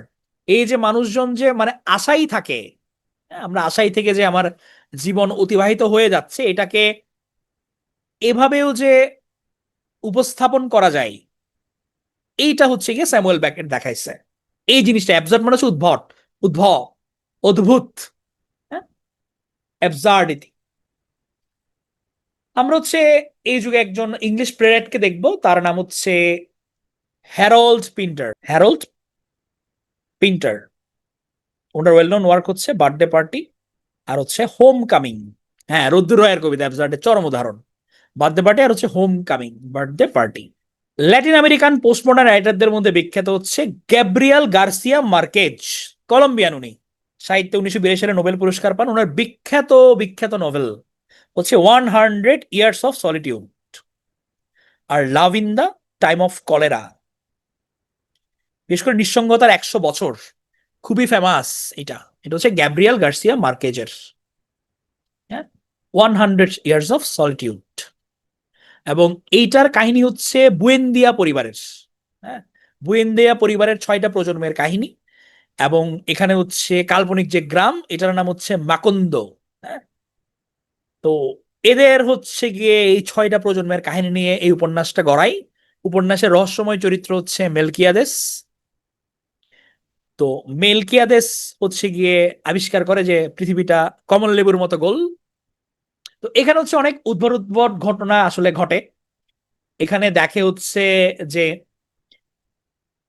অপূর্ব সুন্দরী নারীকে আমরা দেখতে পাই। আমরা এখানের মধ্যে দেখতে পাই যে একটানা বৃষ্টি পড়ছে 4 বছর 11 মাস 2 দিন ধরে। এখানে হচ্ছে শুয়োরের লেজ সহ শিশু জন্ম নিছে। হ্যাঁ, উদ্ভট উদ্ভট কাহিনী ঘটে। হ্যাঁ, কিন্তু তার লেখার এত সৌন্দর্য যে পাঠকের কাছে মনে হয় না যেগুলো অবাস্তব। হ্যাঁ, বরং এটা হওয়া উচিত বলেই মনে হয়। তাহলে এটা হচ্ছে কি 100 ইয়ার্স অফ সলিটিউডের কাহিনী। তো উনার এই যে স্টাইলটা ভেরি গুড, সুলতানা অলরেডি বলে ফেলছে, এটাকে বলা হয় ম্যাজিক্যাল রিয়েলিজম। যে এটা এমন ভাবে প্রিপেয়ার করা হয়েছে যেটা আমার মনে হচ্ছে উদ্ভট, কিন্তু রিয়েলিটি একটা আমি দেখছি মনে হচ্ছে আমার কাছে এরকম। তাহলে এটা হচ্ছে আমাদের গ্যাব্রিয়েল গার্সিয়া মার্কেজ। তাহলে আমাদের 100 ইয়ার্স অফ সলিটিউড আর হচ্ছে লাভ in the time of cholera. আরেকজন রাইটার সালমান রুশদি, ওনার হচ্ছে midnight children are satanic versus. এইটা হচ্ছে বিখ্যাত 2টা উপন্যাস। তো উনি হচ্ছে কন্ট্রোভার্সিয়ালও। এটা হচ্ছে গিয়ে ওনার কন্ট্রোভার্সিয়াল লেখা আছে, বিশেষ করে স্যাটানিক ভার্সটা। এটা হচ্ছে সালমান রুশদি। তো ওনার মিডনাইট চিলড্রেন এটা মোটামুটি হচ্ছে সেলিম নামে একটা ব্যক্তির আত্মজীবনী নিয়ে হচ্ছে এটা রচিত। এবং এই সেলিম 15 আগস্ট মধ্যরাতে জন্মগ্রহণ করে। এখন এই যে 15 আগস্ট জন্মগ্রহণ করছে, সে কি ভারতের নাগরিক নাকি পাকিস্তানের নাগরিক এইটা আর তার কনফার্ম হয় না। এবং 15 আগস্ট রাতে জন্ম নেওয়া ম্যাক্সিমাম শিশুরই এই ভাগ্যের বিড়ম্বনা, তারা পড়ে যায়।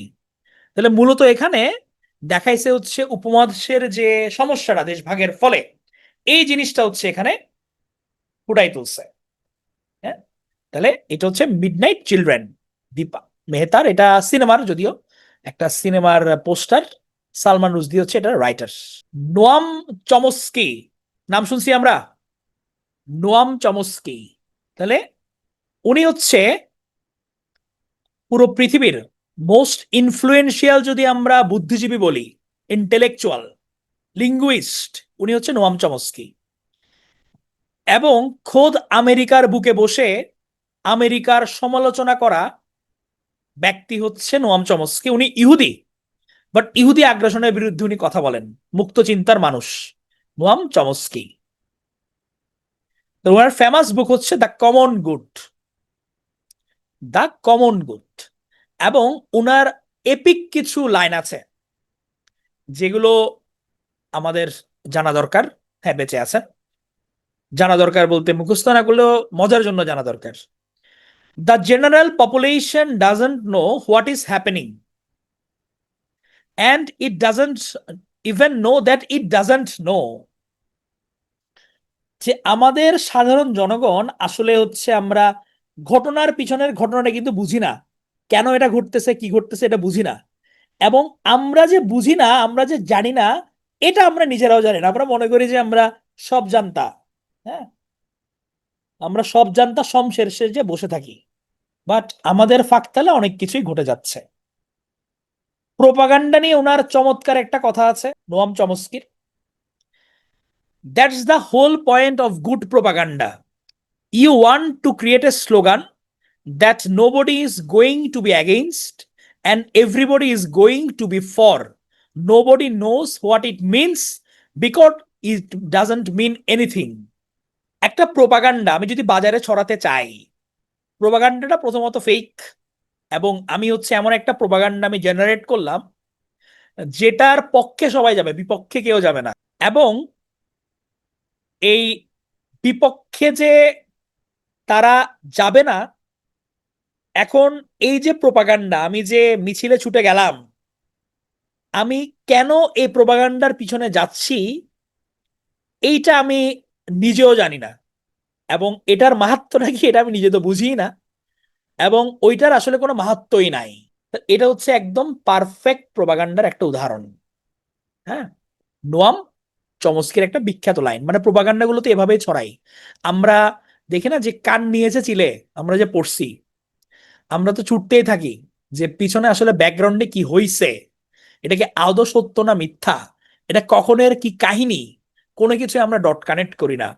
আমাদের হচ্ছে মিডিয়াতে কেন ভাইরাল হইছে এটার পিছনে আমরা ছুটতে থাকি। মাঝে মাঝে দেখবেন কিছু ক্লিপ কাটা পড়ে না, যে শাহবাগে বিভিন্ন মানুষ আন্দোলন করতে আসছে, কার আন্দোলন, কিসের আন্দোলন? হ্যাঁ, ওই যে একজনের আমাদের 49-এই না, পিপিনুল যে নামটা ছিল, তো মহিলাকে জিজ্ঞেস করে তুমি কার এখানে আসছো, হ্যাঁ, পিপিনুলের এখানে আসছি। হ্যাঁ, সে পিপিনুলও বলতে পারে না। তাহলে এটা হচ্ছে কি আমাদের প্রোপাগান্ডার অবস্থা যে কোনো কিছুর। হ্যাঁ, আরেকজন হচ্ছে গিয়ে বলছিল যে সে মানে সে সবসময় শাহবাগে থাকে, কোনো আন্দোলন হলে সে পার্টিসিপেশন নেয়, পার্টিসিপেট করে। চিনুয়া আচেবে আরেকজন বিখ্যাত লাইন, হ্যাঁ, চিনুয়া আচেবে, উনি হচ্ছে Nigerian novelist and poet, notable. হ্যাঁ, বুয়েটের ওখানে আন্দোলন একটা লোক গেছিল। তো চিনুয়া আচেবে হচ্ছে ওনার নোটেবল ওয়ার্ক হচ্ছে থিংস ফল অ্যাপার্ট, এটা খুবই বিখ্যাত, things fall apart. Arundhati Roy আরেকটা বিখ্যাত রাইটার, ওনার বিখ্যাত রাইটিং হচ্ছে the god of small things আর হচ্ছে ministry of utmost happiness. Class আর 15 মিনিট চলবে, একটু ধৈর্য ধরে থাকো, লিভ নিও না, লিভ নিও না তোমরা, হ্যাঁ, ক্লাস আর এই 15 মিনিটস। তাহলে গড অফ স্মল থিংস আর হচ্ছে ministry of the utmost happiness, Arundhati Roy, এগুলো ইম্পর্টেন্ট, হ্যাঁ। The god of small things আর হচ্ছে ministry of utmost happiness. Harry পটারের ফ্যান আছে এখানে কেউ? হ্যারি পটার, হ্যারি পটার, তাহলে আমাদের হ্যারি পটারের রাইটার কে? J K Rowling. এমা ওয়াটসনের ফ্যান না? আচ্ছা। আমি হচ্ছে বিগ লেভেলের পটার হেড।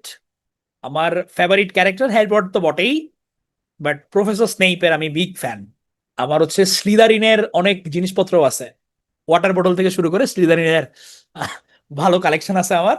আমি শুধু ওনার কারণে, আমার অনেক জিজ্ঞেস করে যে ভাই আপনি কেন Slytherin, how Slytherin? For snake always. তাহলে J K Rowling, writer of the Harry Potter, একদম শেষ বয়সে গিয়ে বিশালভাবে তার এটা ফেমাস হয়েছে, biggest plot twist ever. Dan Brown, Dan Brown, এটা হচ্ছে আমরা নোভেলগুলো পড়ছি অনেকেই, Da Vinci Code, Angel of Demons আর হচ্ছে ইনফার্নো, এগুলো হচ্ছে ড্যান ব্রাউনের notable novel. Da Vinci Code, Angel and Demons আর হচ্ছে ইনফার্নো, এগুলো নিয়ে অনেক মুভিও আছে। আমরা একটা বাংলাদেশি এখন দেখি না, অনেকক্ষণ বাংলাদেশি কাউকে দেখি নাই, মনিকা আলী, ওনার বুক হচ্ছে ব্রিকলেইন। মনিকা আলী, ব্রিকলেইন, উনি রচনা করছেন, বিখ্যাত নভেলিস্ট। এবার একদম আমাদের সোল বাংলাদেশি ব্রিটিশ, বাংলাদেশি বংশোদ্ভূত ব্রিটিশ লেখিকা, গতকাল যার নাম আপনাদেরকে বলেছি, তাহমিমা আনাম, ওদের হচ্ছে মাহফুজ আনামের মেয়ে, আবুল মুসলাম আহমেদের নাতনি। মুক্তিযুদ্ধ নিয়ে লেখা তার অনেক উপন্যাস আছে, এবং তার বিখ্যাত 3টে উপন্যাস, যেটা বেঙ্গল ট্রিলজি নামে বিখ্যাত, এ golden age, the good Muslim, bones of grace. হ্যাঁ, তাহলে এ golden age, the good Muslim, bones of grace, বিশেষ করে দ্য গুড মুসলিম, এটা কয়েকটা পরীক্ষায় আসছে। দ্য গুড মুসলিম বইয়ের রাইটার কে? এটা হচ্ছে তাহমিমা আনাম, মাহফুজা নামের মেয়ে। ইউভাল নোয়া হারারি, ইসরায়েলি বুদ্ধিজীবী, ইতিহাসবিদ এবং খুব ভালো রাইটার। ওনার 3টা বই খুবই বিখ্যাত, হ্যাঁ, গোল্ডেন এজও আসছিল। 3টা বই খুবই বিখ্যাত, স্যাপিয়েন্স, হোমোডিউস আর হচ্ছে নেক্সাস। তাহলে সেপিয়েন্স, হোমোডিউস, নেক্সাস, খুবই বিখ্যাত বই এবং খুব চমৎকার লেখেন। হ্যাঁ, তো ওনারা হচ্ছে brief history of the mankind, এটা ভালো, খুবই সুন্দর। হোমো স্যাপিয়েন্স, হোমোডিউস আর হচ্ছে Nexus. Nelson Mandela, Madiba, Nelson Mandela, মাদিবার বিখ্যাত বই হচ্ছে long walk to freedom, long walk to freedom. এবং উনার যে বিখ্যাত লাইন, education is the most powerful weapon which you can use to change the world. মানে শিক্ষাকে, মানে মর্মটা বোঝার জন্য এটা হচ্ছে স্ট্রং ম্যান হয় না, উনি এডুকেশনের মাধ্যমে কিন্তু ওনার চেঞ্জটা আনতে চাইছিলেন উনি, আমাদের নেলসন ম্যান্ডেলা সাহেব। আমাদের 2024-এর নোবেল প্রাইজ কে পাইছিল কেউ জানি? একজন কোরিয়ান রাইটার পাইছে, সাউথ কোরিয়ান রাইটার। বা কোন বইয়ের জন্য পাইছিল? Any guess? হ্যান, হ্যান কাং, সাউথ কোরিয়ান রাইটার, উনি হচ্ছে নোবেল প্রাইজ উইনার 2024-এ। তো ওনার কাব্যিক গদ্য ভাষার জন্য উনি মূলত নোবেল পাইছে। এবং ওনার হচ্ছে যেটা বিখ্যাত বই, এটা হচ্ছে ভেজিটেরিয়ান, দ্য ভেজিটেরিয়ান। দ্য ভেজিটেরিয়ানের 3টা part, the vegetarian, Mongolian mark flaming trees. মূলত এই মঙ্গোলিয়ান মার্ক সেকেন্ড পার্টের কাব্যিক গদ্য ভাষার জন্য হচ্ছে উনি নোবেলটা পাইছে, কাব্যিক গদ্য ভাষা। এবং এটার মেইন ক্যারেক্টার হচ্ছে ইয়ং হাই। ইয়ং হাই এটা কিন্তু বুকার প্রাইজও পাইছিল 2016-তে, বুকার প্রাইজও এটা পাইছিল। এটার কাহিনী হচ্ছে ভেজিটেরিয়ান নিয়ে, মানে হঠাৎ করে সে হচ্ছে মাছ মাংস ছেড়ে দেয়, তার ঘৃণা জন্মায়, এটা নিয়ে কাহিনী, ভেজিটেবল খাওয়ার শুরু করে। কিছুটা অ্যাডাল্ট কথাবার্তাও আছে, সুন্দর ওভারঅল। পড়ছি দ্য ভেজিটেরিয়ান। এখন হচ্ছে আমাদের সাদমান বলছিল যে ভাই আমাদের গাজার মানবিকতা নিয়ে, আমরা মাহমুদ দারুইশের কথা বলবো। মাহমুদ দারবিশ, উনি জন্মগ্রহণ করেছিলেন 1942-তে ফিলিস্তিনের হচ্ছে এক অখ্যাত গ্রাম আল বোরোতে। তো 1948 সালে যখন ইসরায়েলি সেনারা ফিলিস্তিন দখল করতে যায়, এক ভয়াবহ রাতে আক্রান্ত হয় দারবিশের একটা ছোট্ট গ্রামটা। সৌভাগ্যক্রমে বেঁচে যায় দারবিশের পরিবার। ইসরায়েলি সৈন্যদের চোখ ফাঁকি দিয়ে তারা প্রায় 36 ঘন্টা লুকাইছিলেন ক্ষেতের মাঝে। পরে শরণার্থী হয়ে আশ্রয় নেন লেবাননে। 1 বছর পর 7 বছর বয়সে দারবিশ লেবাননের সীমান্ত দিয়ে প্রবেশ করেন ফিলিস্তিনে, তার হারানো জন্মভূমিতে। কিন্তু শিশু দারবিশ দেখলেন ইসরায়েলি গোলার আগুনে পুড়ে গেছে তার বাড়ি, গ্রাম, ফিলিস্তিনের মানচিত্র। দারবিশ ওনার একটা লেখায় লিখছেন, এক রাতে আমার চাচা এবং একজন পথপ্রদর্শকের সাথে লেবাননের সীমান্ত দিয়ে আমি প্রবেশ করলাম ফিলিস্তিনে। সকালে উঠে দেখি আমি একটি ইস্পাতের দেয়ালের মুখোমুখি, আমি ফিলিস্তিনে। কিন্তু কোথায় আমার ফিলিস্তিন? আমি কখনো আমার বাড়িতে ফিরে যেতে পারিনি। প্রচন্ড কষ্ট নিয়ে আমি দেখতে পেলাম আমার গ্রাম বিধ্বস্ত, ভস্ম। তাহলে ওনার লেখার মধ্যে ওনার যে বিভিন্ন, ওনার যে বেদনাটা, এটা হচ্ছে ফুটে ওঠে মাহমুদ দারুইশের লেখার মধ্যে। হ্যাঁ, ওনাকে অনেকে ফিলিস্তিনের জাতীয় কবিও বলে। তো ওনার অনেকগুলোই বই আছে, মেমোরি অফ ফরগেটফুলনেস, এবং অনেক কিছু। জাস্ট মনে রাখেন যে ফিলিস্তিনি কবি হচ্ছে মাহমুদ দারুইশ বা মাহমুদ দারভিশ। এখানে হচ্ছে বিভিন্ন রাইটারের নাম লিখে দিছি, যারা বিভিন্ন আমেরিকান রাইটার ছিল, ফ্রেঞ্চ রাইটার, রাশিয়ান রাইটার, হ্যাঁ, আইরিশ রাইটার। এগুলো একবার জাস্ট রিডিং পড়বেন। হ্যাঁ, এগুলো অনেক সময় হচ্ছে দিতে পারে যে অমুক কোন দেশীয় রাইটার ছিল। জাস্ট রিডিং, মনে থাকলে থাকলো, না হলে কোনো সমস্যা নাই। হ্যাঁ, Indian born, British writer, Indian writer, German writer, এগুলো। এতটুকু পর্যন্ত ক্লিয়ার? এতটুকু পর্যন্ত সবাই ক্লিয়ার কিনা? All clear anti dandruff shampoo. আচ্ছা, তাহলে এবার প্রশ্ন, ওয়েটিং ফর গডো এইটা লিখছে কে? স্যামুয়েল ব্যাকেটের লেখা। স্যামুয়েল ব্যাকেট লিখছে। দ্য বার্থডে পার্টি কার লেখা? দ্য বার্থডে পার্টি কার লেখা? হ্যারোল্ড পিন্টারের লেখা দ্য বার্থডে পার্টি। আর হচ্ছে homecoming. 100 years of solitude কার লেখা? গ্যাব্রিয়েল গার্সিয়া মার্কেজের লেখা। উনার আরেকটা নোটেবল নোভেল কোনটা বলছিলাম? লাভ, কিসের সময় love? Love in the time of cholera. Love in the time of cholera, কলেরার সময় ভালোবাসা। মিডনাইটস চিলড্রেন এটা তো লিখছে সালমান রুশদি। এটার মেইন ক্যারেক্টার কে ছিল মিডনাইট চিলড্রেনের? সেলিম। তাহলে সেলিম নামে এক ভদ্রলোকের কাহিনী নিয়ে লেখা, আত্মজীবনী নিয়ে। দ্য কমন গুড কে লিখছে? The common good Noam Chomsky লিখছে। নোয়াম চমস্কির লেখা the common good. Things fall apart কে লিখছে? থিংস ফল অ্যাপার্ট একজন নাইজেরিয়ান নোভেলিস্ট। তাহলে চিনুয়া আচেবে। অরুন্ধতী রয় লিখছে হচ্ছে the god of small things আর minister of utmost happiness. Harry Potter লিখছে আমাদের জে কে রাউলিং। ইনফার্নো লিখছে কে? ইনফার্নো কে লিখছে Dan Brown. Da Vinci Code, angels and demons, আর হচ্ছে ইনফার্নো, ড্যান ব্রাউন। ব্রিকলেইন কার লেখা? ব্রিকলেইন কার লেখা? হচ্ছে মনিকা আলীর লেখা Brick Lane. A golden age, the bones of the grace, এগুলো কার লেখা? বলে তাহমিমা আনামের লেখা, Tahmima Anam. Nexus, Homo Deus, Sapiens, এগুলো লিখছে কে? হারারি, ইউভাল নোয়া হারারির লেখা। স্যাপিয়েন্স, হোমোডিউস, আর হচ্ছে Nexus. Long walk to freedom এটা কার অটোবায়োগ্রাফি? হচ্ছে মাদিবা, নেলসন ম্যান্ডেলার লেখা। ইয়ং হাই যে গল্পের মেইন ক্যারেক্টার, যে নোভেলের, ওটার নাম কি? The vegetarian. তাহলে নোবেল প্রাইজ উইনার হ্যাংকাং এর রচনা। আচ্ছা, মাহমুদ দারিশ নিয়ে তো আমরা পড়ছি। তাহলে আশা করি হচ্ছে আমরা সবাই পারবো। তাহলে এটা হচ্ছে সেই কাঙ্ক্ষিত স্লাইড আপনাদের কাছে